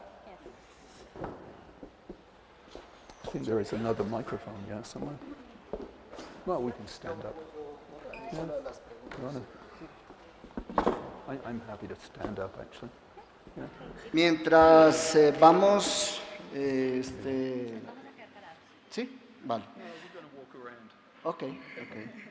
Mientras vamos recibiendo las preguntas, nuevamente un par de avisos parroquiales, solamente para que tengan en consideración dentro de su agenda las próximas actividades de la cátedra. Como ya lo dijimos, dentro de 8 días, el 11 de septiembre, es la actividad de claustros de la universidad. El 18 de septiembre sería la presentación del parcial.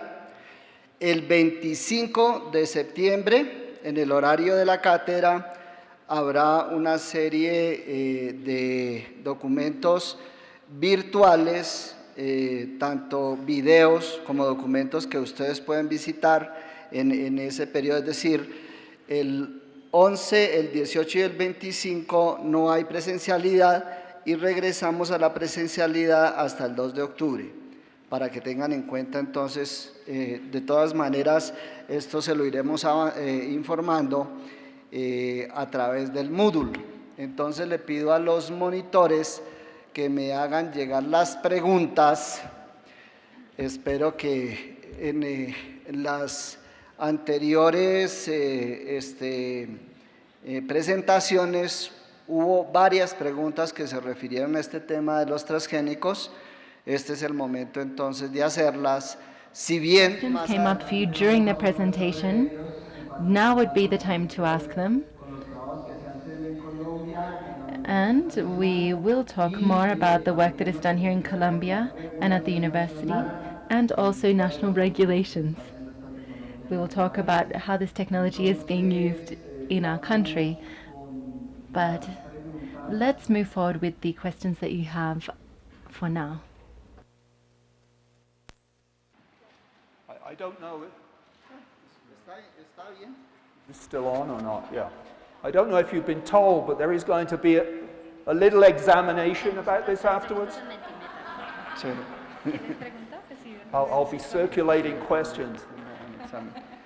A propósito del comentario del Dr. Roberts, So, I will just remind you, following up on what Dr. Roberts has just said, that this presentation will be available not only via streaming, because we've had people connecting via streaming, but there will be a recording available so that you can enjoy the conference and also to help with your exam preparation. I am sure that your teachers will be asking you some questions about the topics that were addressed here today. So let's kick off with the questions. Maria Andrea, I think that it's very interesting, also Dr. Roberts, to ask the following question. What is the difference between Monsanto and GMOs, I should say? Well, you know, Monsanto is a big agribusiness. They've just been bought by Bayer, which is a big agricultural company in Europe. And so the name Monsanto is going to disappear. That probably won't stop the anti-GMO people from still denigrating them. Monsanto were the first company to really go big on GMOs. They picked up on the technology very quickly. One of their scientists made a big effort to get the technology improved from the time it first came out, and they were the first people to start to push this technology into Europe. And they did it in a way that was really very bad. I think they are probably more responsible than anybody for the fact that the anti-GMO movement took off. They've been very irresponsible in the past. They're better now. Many of the problems that they got involved in early on no longer exist. But nevertheless, they've done a lot of harm, and we're still trying to repair that harm. Maybe you would like to make a comment on that too. Sí, solo por adicionar. Hola, ¿me escuchan? Sí, solo por adicionar. So just to add to what Rich has said, this Monsanto is one of the companies that today produces GMO crops. Not the only company, but it was the leading company. Now there are a lot more GMO producing companies, research centers, and universities that work in this technology. So just to clarify, this technology is available to anybody who wants to use it, but getting a product to market is another thing. That is a very long, costly, and bureaucratic path. And yes, a lot of the blame has to go to this leading company, but there are other companies now on the market. Okay, another question which is very simple. Hang on, let me just say one more thing. Okay. Greenpeace and the anti-GMO folks have actually meant that it is only big agribusiness that can actually now afford to bring these crops to market. So the smallholder farmers or the scientists who can easily make their own GMOs, the regulations and the cost of satisfying it is so high they can't afford it. And so Greenpeace have actually had exactly the opposite effect to the one they hoped for, in that they've made it possible for big agribusiness to do something and for the smallholder farmers not to. Entonces, la pregunta es, ¿cómo proteger la biodiversidad? So the question here is, how can we protect biodiversity if we maximize the use of GMO crops? Reproduction, as is established by Monsanto, is that not manipulation of life? What do you believe? Okay, how can we protect diversity? Well, GMO crops are no more dangerous than conventional crops. That's the first thing I'd like to say. They must be assessed against their conventional counterparts, and they must be as safe, if not safer, than the conventional crops in existence. That's the first part of my answer. One of the tools that we now have at hand is biotechnology, And biotechnology could be useful also to protect biodiversity. And Monsanto does not regulate, authorities regulate. What else was there, Alejandro? If reproduction as established by Monsanto shouldn't be considered manipulation of life. Wait, reproduction or regulation? Okay, I'm sorry, I had understood regulation, but it's a reproduction. Reproduction. Well, all living beings reproduce. Monsanto isn't responsible for that. The techniques that we use via Transgenics is simply a technology, it's a method. It's not a final product. It's not a final product. It's a much more precise technique than those that we had previously. We've always manipulated via traditional conventional breeding, but now thanks to biotechnology, we can be much more precise, and we are able to move just 1 or 2 or 3 or 4 genes depending on what we would like to achieve. But we're not creating something entirely new, but we have much more knowledge, and we can be much more precise in terms of our science and work in a much more agile manner. Okay, so one other thing I would say is that if I can grow enough food to satisfy my family on 1 hectare of land, and then all of a sudden a GMO crop comes along, and I can do exactly the same on half a hectare of land. So now you've got that other half hectare that can be used to support biodiversity. As you increase yields, you need less land in order to grow food. And if we all stopped eating meat, which I know is a little bit difficult if you're in Colombia, but if we all stopped eating meat, then the amount of land available for biodiversity would shoot way up. Cows are just about the worst form of animal that we can grow and farm in order to provide food. Bien. The extensive use of GMO crops that are resistant to insects could produce issues of resistance in the insects themselves.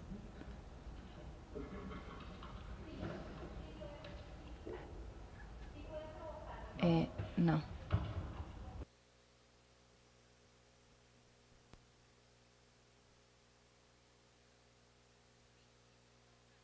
Yes, it could lead to issues of resistance in insects. Resistance is evolution, adaptation that takes place in living organisms. So it's just like we can become resistant or we can have issues of resistance if we always use the same antibiotics. And obviously, resistance can occur amongst insects or plants. There are different techniques to prevent this. We have to make sure that best practices are applied in crop growing. For example, in Colombia we have a refuge, which is a portion of the land where we grow the crops, where we make sure that we have part of the crop that is not resistant to these insects. And so there we will see the reproduction of insects that are still tolerant. And then we have those other insects that are in the refuge that go over to the refuge area, will breed or will mix with the generation of insects that are present in the refuge area.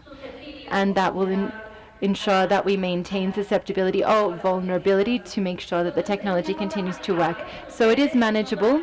It does happen, not only with GMO crops, it happens for many or due to many other factors.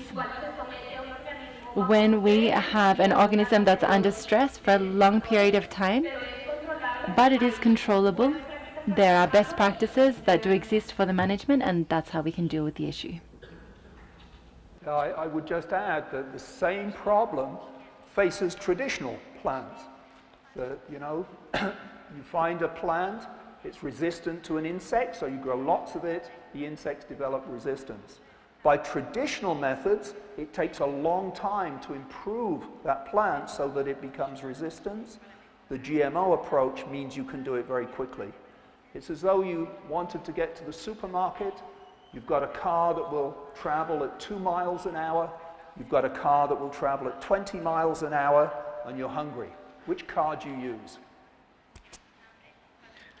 Bien, la próxima pregunta.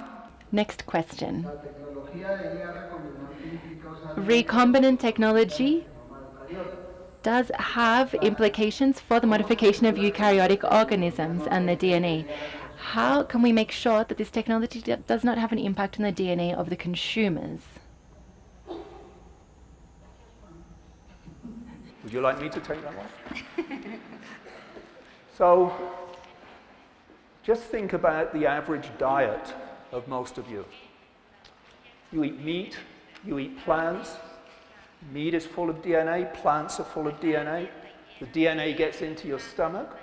The bacteria in your stomach quite like DNA. They're actually pretty good at moving it around, at cutting out pieces and moving it elsewhere.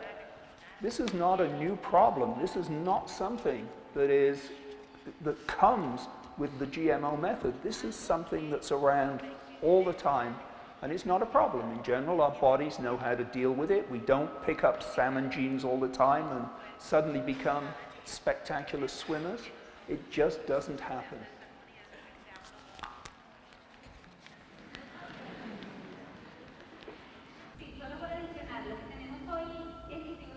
Yes, just to add to that, with GMO crops, currently we are using bacteria genes. This is a DNA or genetic material that's found in nature, and we are consuming the gene. The only thing that we have done is to move the gene from the bacteria into the gene of the plant because it has certain benefits. Is it possible to obtain viable seeds from transgenic crops so that farmers can maintain autonomy over these seeds? The answer to that is yes. And the reason that you might have thought that the question was worth asking was again because of a transgression by Monsanto. They came up with what they call crops with terminator genes in them that would stop the seeds from growing.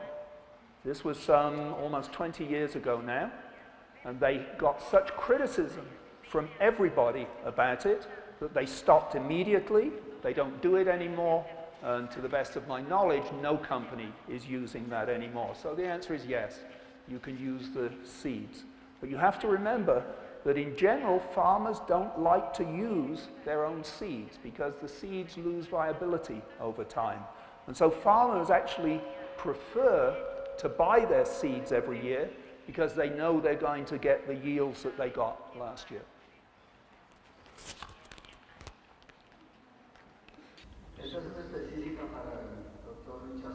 This is specifically for Dr. Richard Roberts.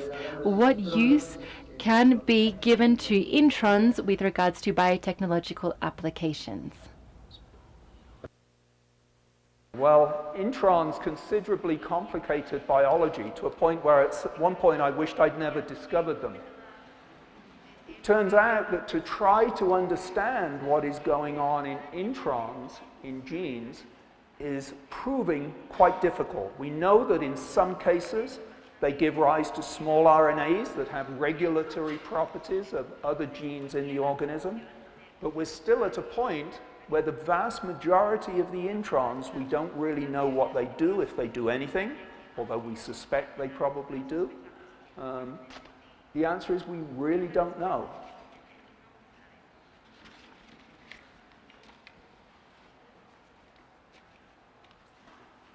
Ningún comentario. De pronto puedes tener algún comentario. Yo no sé. Maybe Maria knows. Muy específica para él. ¿Cuál cree usted? What do you believe could be the risks of the interaction between GMO crops and conventional crops? Could it happen that super species that are artificially competitive might arise as a result of this interaction? Well, I think that we've already explained that nothing is natural. What our ancestors ate is not what we eat today. Everything has been modified over history and over time. Nothing is natural. And basically, what genetic breeding does is to try to find characteristics that make crops better than others. But that is not that easy. In fact, we have very commercially available crops that we showed earlier, and most of them depend on just one gene. No, we spoke about height, I also gave the example of our soccer players early. So it's in order to have a super species, we would need a collection of genes, not just 1, 2, 3, or 4. So as science advances, we will gain more knowledge with regards to where we can get to and what we can achieve. But currently, the modifications relate to one gene to obtain new varieties. But at the moment, I don't think that we have this issue of one super species.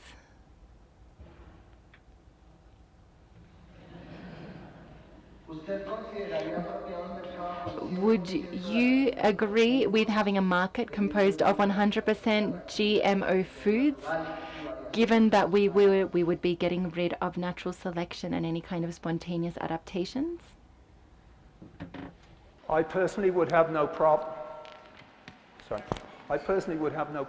with that, but I suspect it's not going to happen because the vast majority of people on this earth don't go to the supermarket in order to start to buy their crops.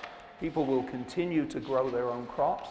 Scientists will be able to improve some of the crops and make local varieties that serve the local community better.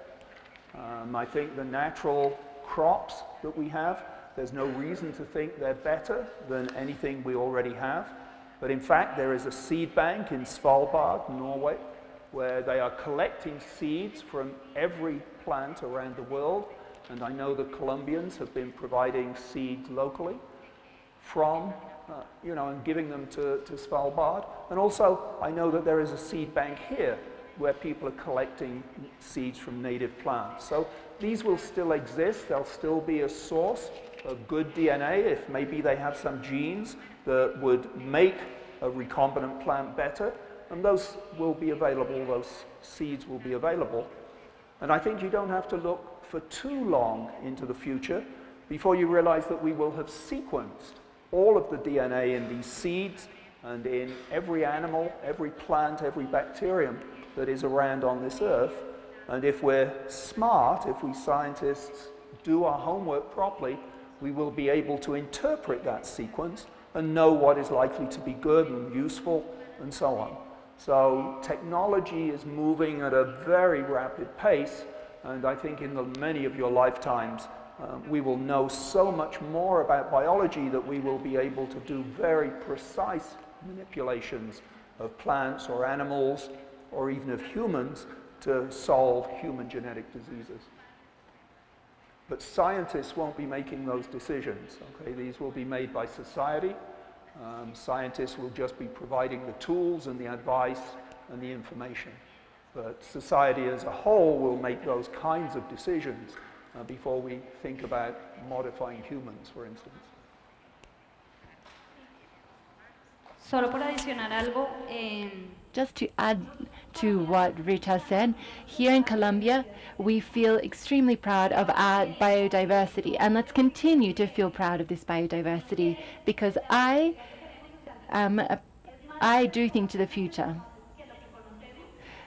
I believe that the knowledge that we have is very powerful, and we will become aware of more and more characteristics to deal with illnesses, to deal with other issues, and I believe that there is still a lot of ground to be covered. Okay, I would like to ask a question, if I may.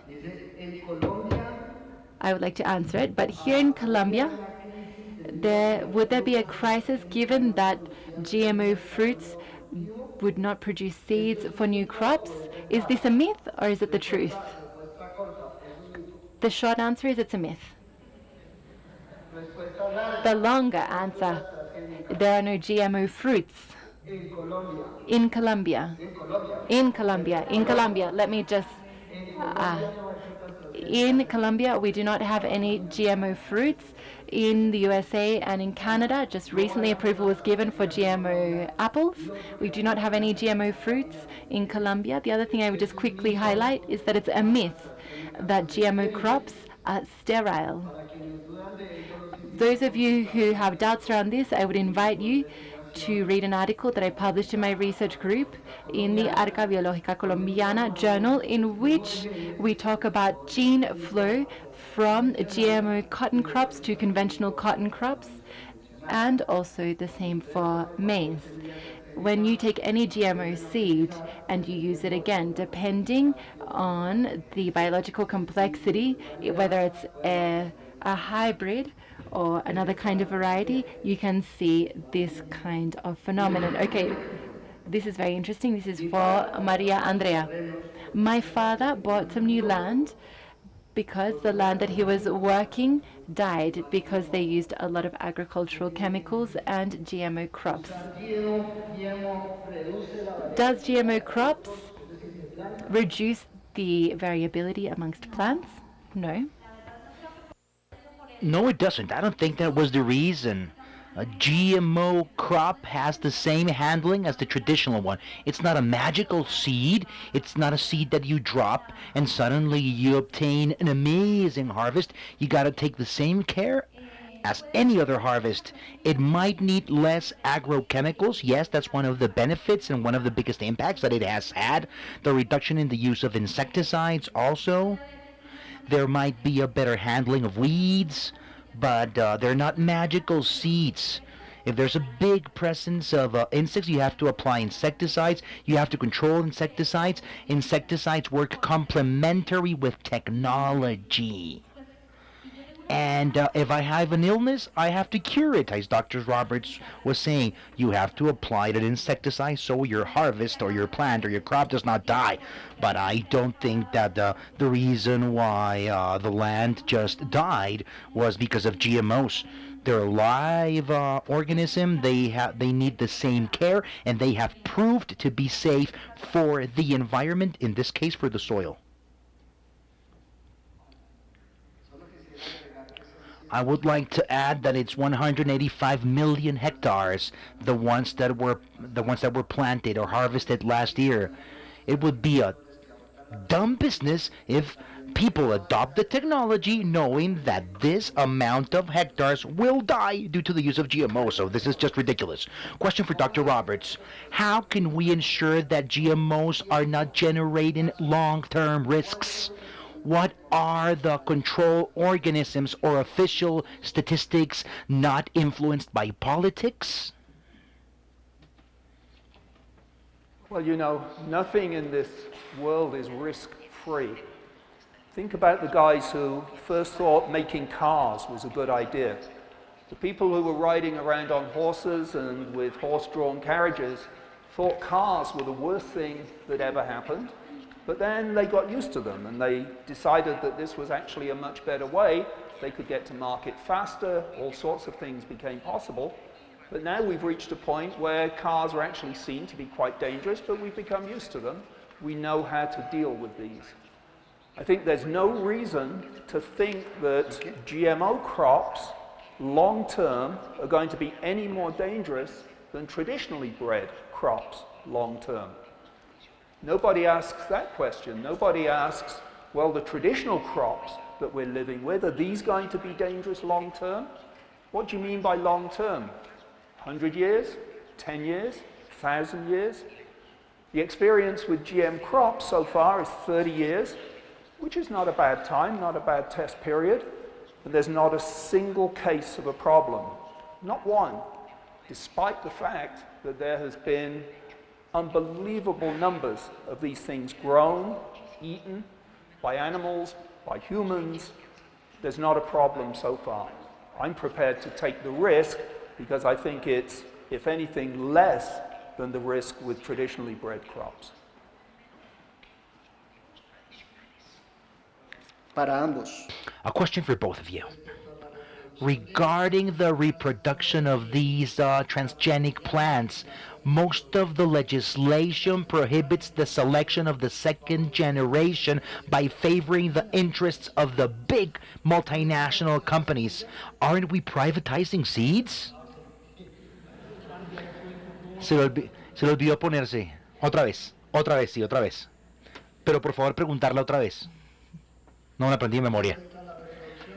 Regarding the reproduction of these transgenic plants, most of the legislation forbids the selection of second-generation seeds, thus favoring the interests of corporations and multinationals. Aren't we privatizing seeds? I just don't think that's true. Where did you hear that? As far as I know, that's not true. Okay?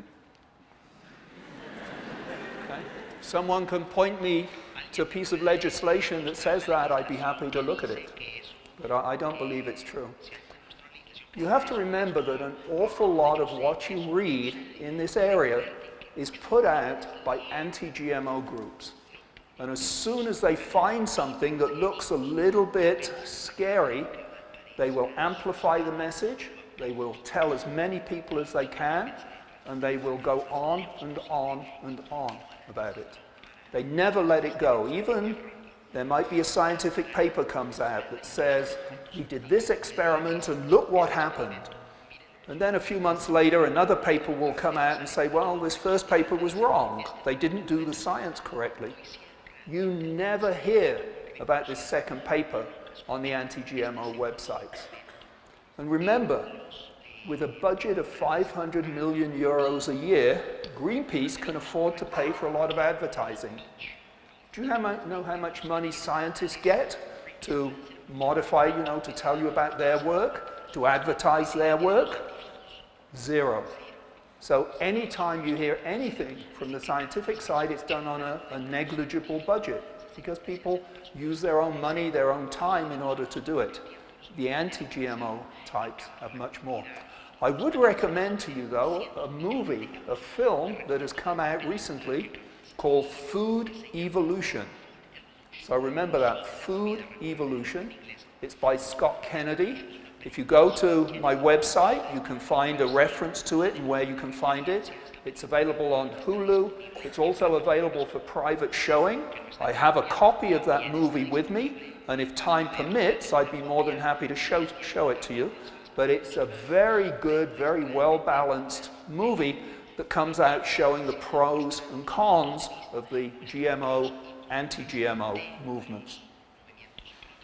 Como nota al margen, aquí tendremos a la autoridad nacional competente, el Instituto Colombiano We will Agropecuario. have the Agricultural Institute of Colombia who can answer this question specifically later on. Do you have something to add on, Maria Andrea? No. So in order to spice this up, there is a question here that was even written with a lot of effort in the way it has been in the wording. You constantly hear that people that oppose transgenics are not scientists, as if science would be totally impartial. But we must remember the problem in Harvard with saturated fat, the element 118, and the experiments with penicillin in Nicaragua. Can we really be against science? Is that a problem? Is being against science a problem? That's a good question. It's a passionate question. You cannot say, scientists cannot make 100% things sure. Scientists talk with data, with facts. Scientists don't give opinions. A scientist that tells you it's 100% safe is not a scientist. A scientist knows just what science allows him to know.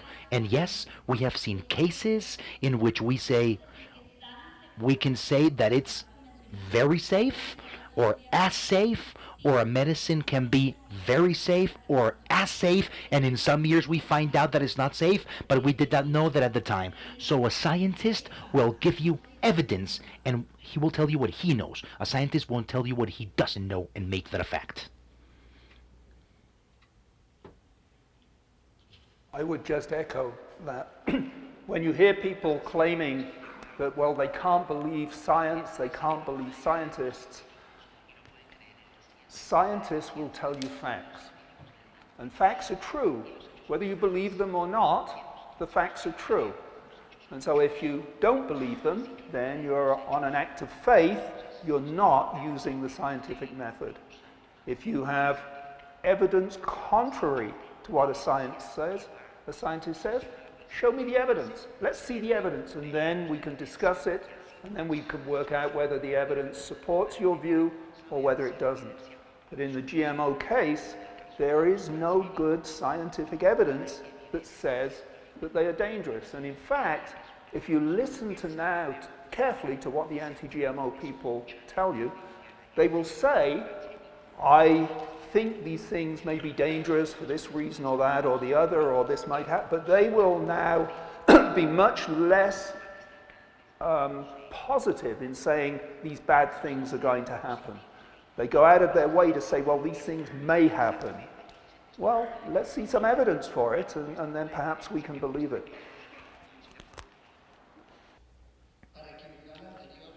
In order to balance the latter question, this is a question for both of you, or whoever wants to answer.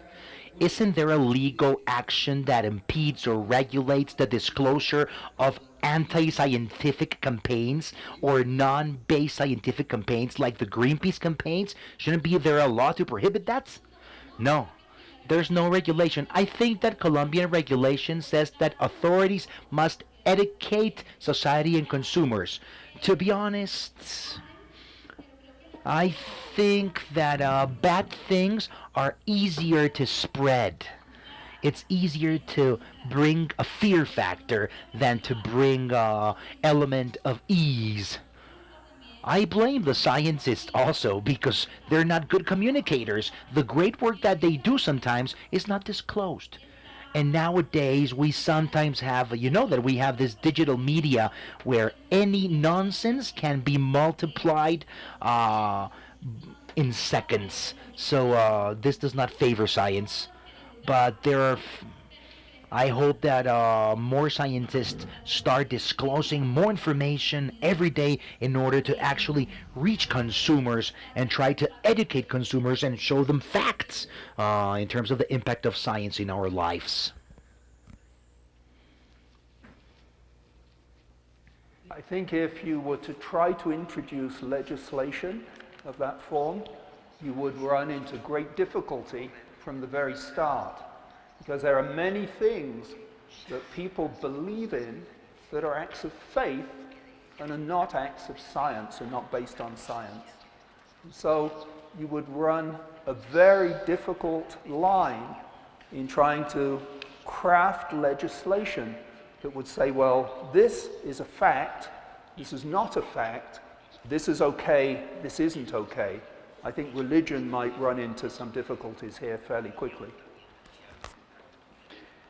Este es específicamente para el doctor. This is a specific question for Dr. Roberts. Do you consider that it's necessary to have legal regulation for GMOs, or should they just be liberated without any caution? My feeling is that if you are going to introduce legislation, it should apply equally to traditional plants and to GMO plants. And I think you would pretty soon find that people trying to introduce such legislation would drop the effort completely, because they don't want to single out GMO plants, because they do want to single out GMO plants rather, and they want traditional plants to just go and be treated as safe. And I think you could not do it. But as I showed you with the celery example, there are plenty of traditional products, traditionally bred products, that are dangerous, that they would not pass muster if they were regulated in the same way that GMO crops are.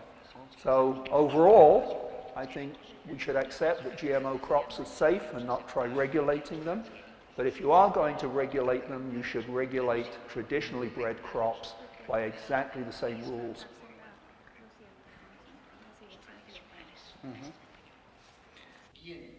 Okay.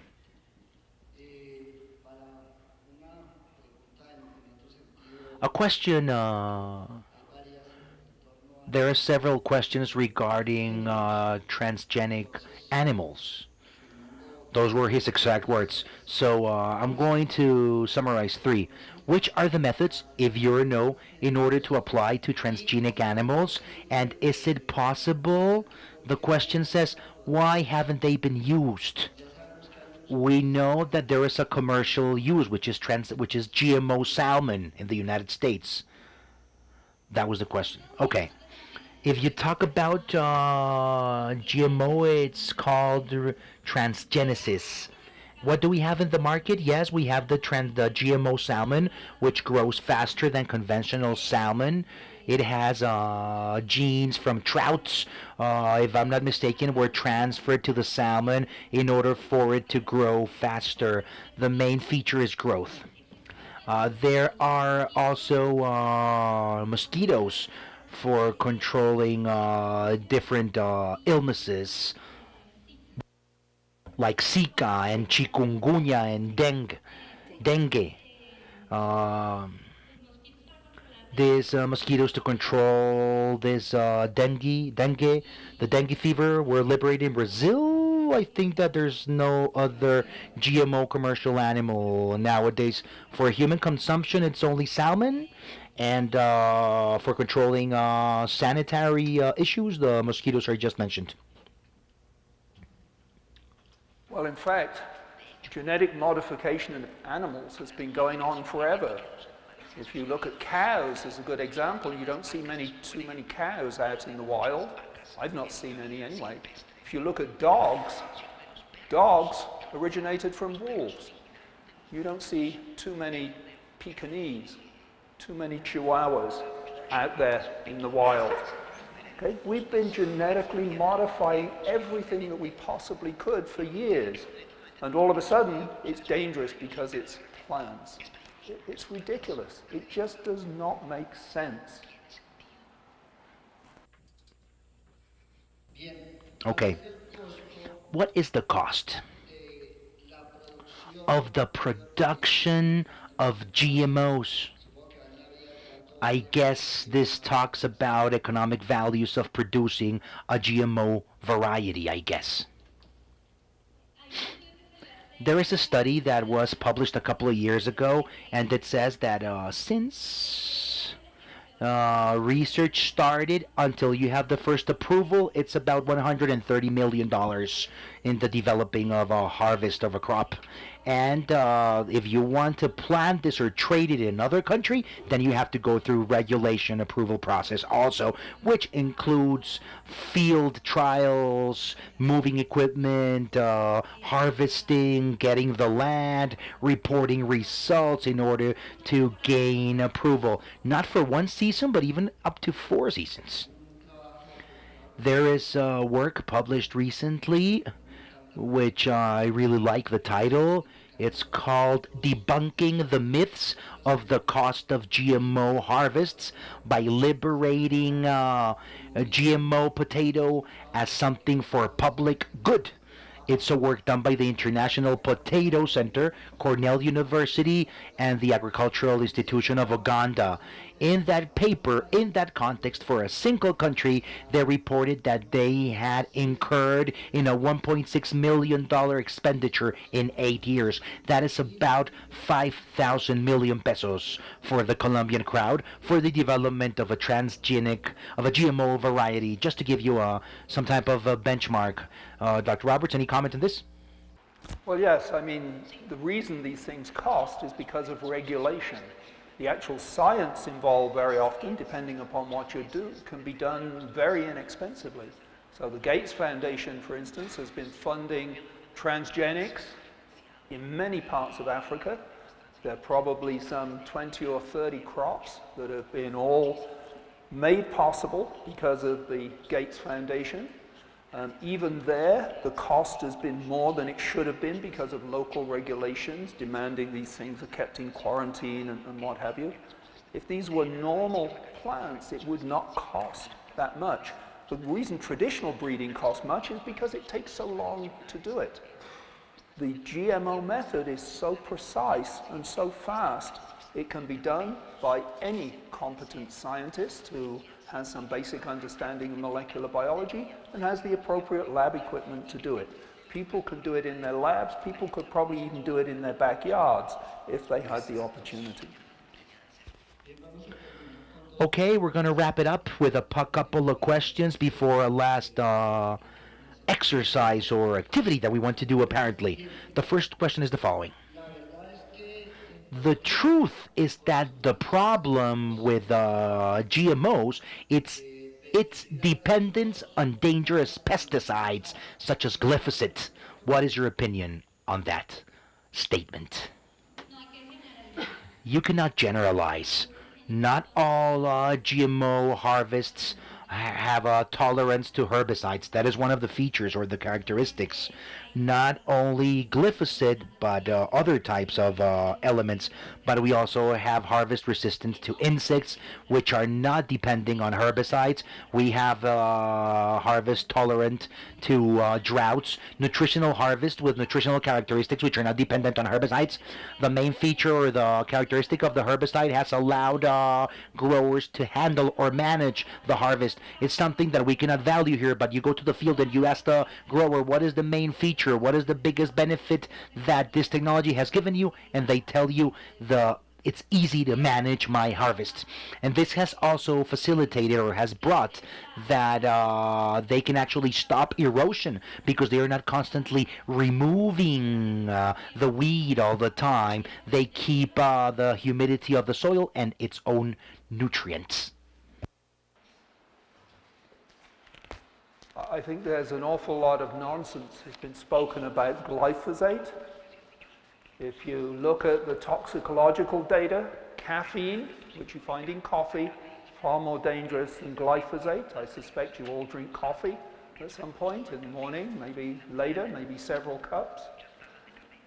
One of the problems with glyphosate has been its overuse, but this recent case that took place in California, in which some people claimed that they were having health problems as a result of it, was based on anecdotal evidence. All of the science really favors glyphosate as being about as safe as anything out there, but it has a terrible reputation. And again, you always have to look at these people who are against anything to find that they will amplify anything they possibly can. Glyphosate may be irretrievably harmed, I don't know, but it is one of the safer herbicides out there. Bien, la última pregunta. Last question is, what strategies do you suggest in order of the intensive use of GMO crops not to lose cultural heritages or varieties from the same species? They're talking about the genetic erosion effect.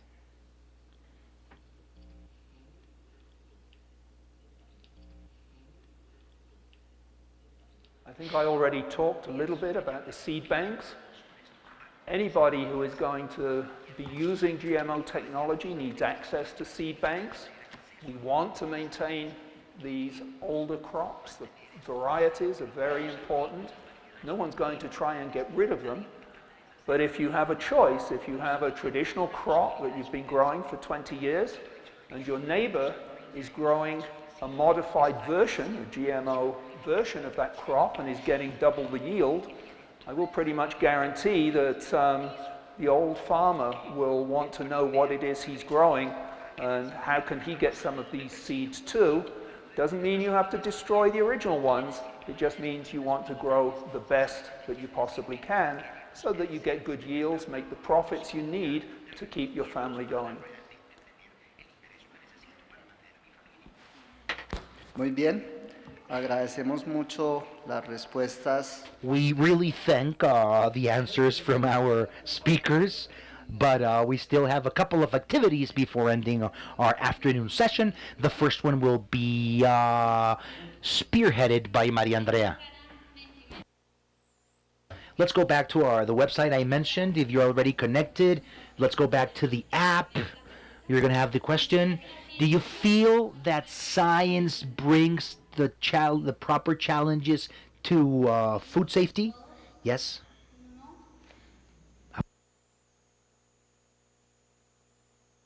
Do you think that science helps resolve the challenges of food safety? That is the question. Yes, 96% says yes, that science helps solve the challenges of food safety. Let's wait for the... Okay, let's change the question now. Do you feel that transgenics are safe? That's the question.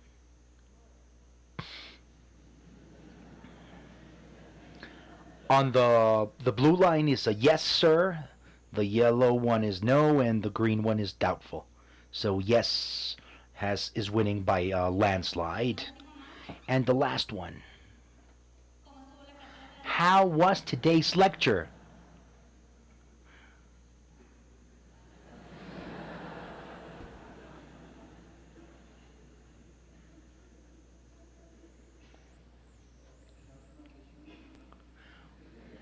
What does the last one mean? Okay, I want to please clarify the last emoji. What does it mean? It like that there are economic interests? 23. Okay. Okay, I would like to thank you. I would like to thank you for allowing us of being here today. I hope you made the most out of this. The time that you have been here is very valuable for us. It's the biggest lecture we've ever had. It's really exciting to be here, and we feel that it's first-hand information. Dr. Roberts, thank you for being here. It's a pleasure to be here. We would like to keep on enjoying your presence here, and I hope you made out the most of Dr. Roberts. Thank you very much.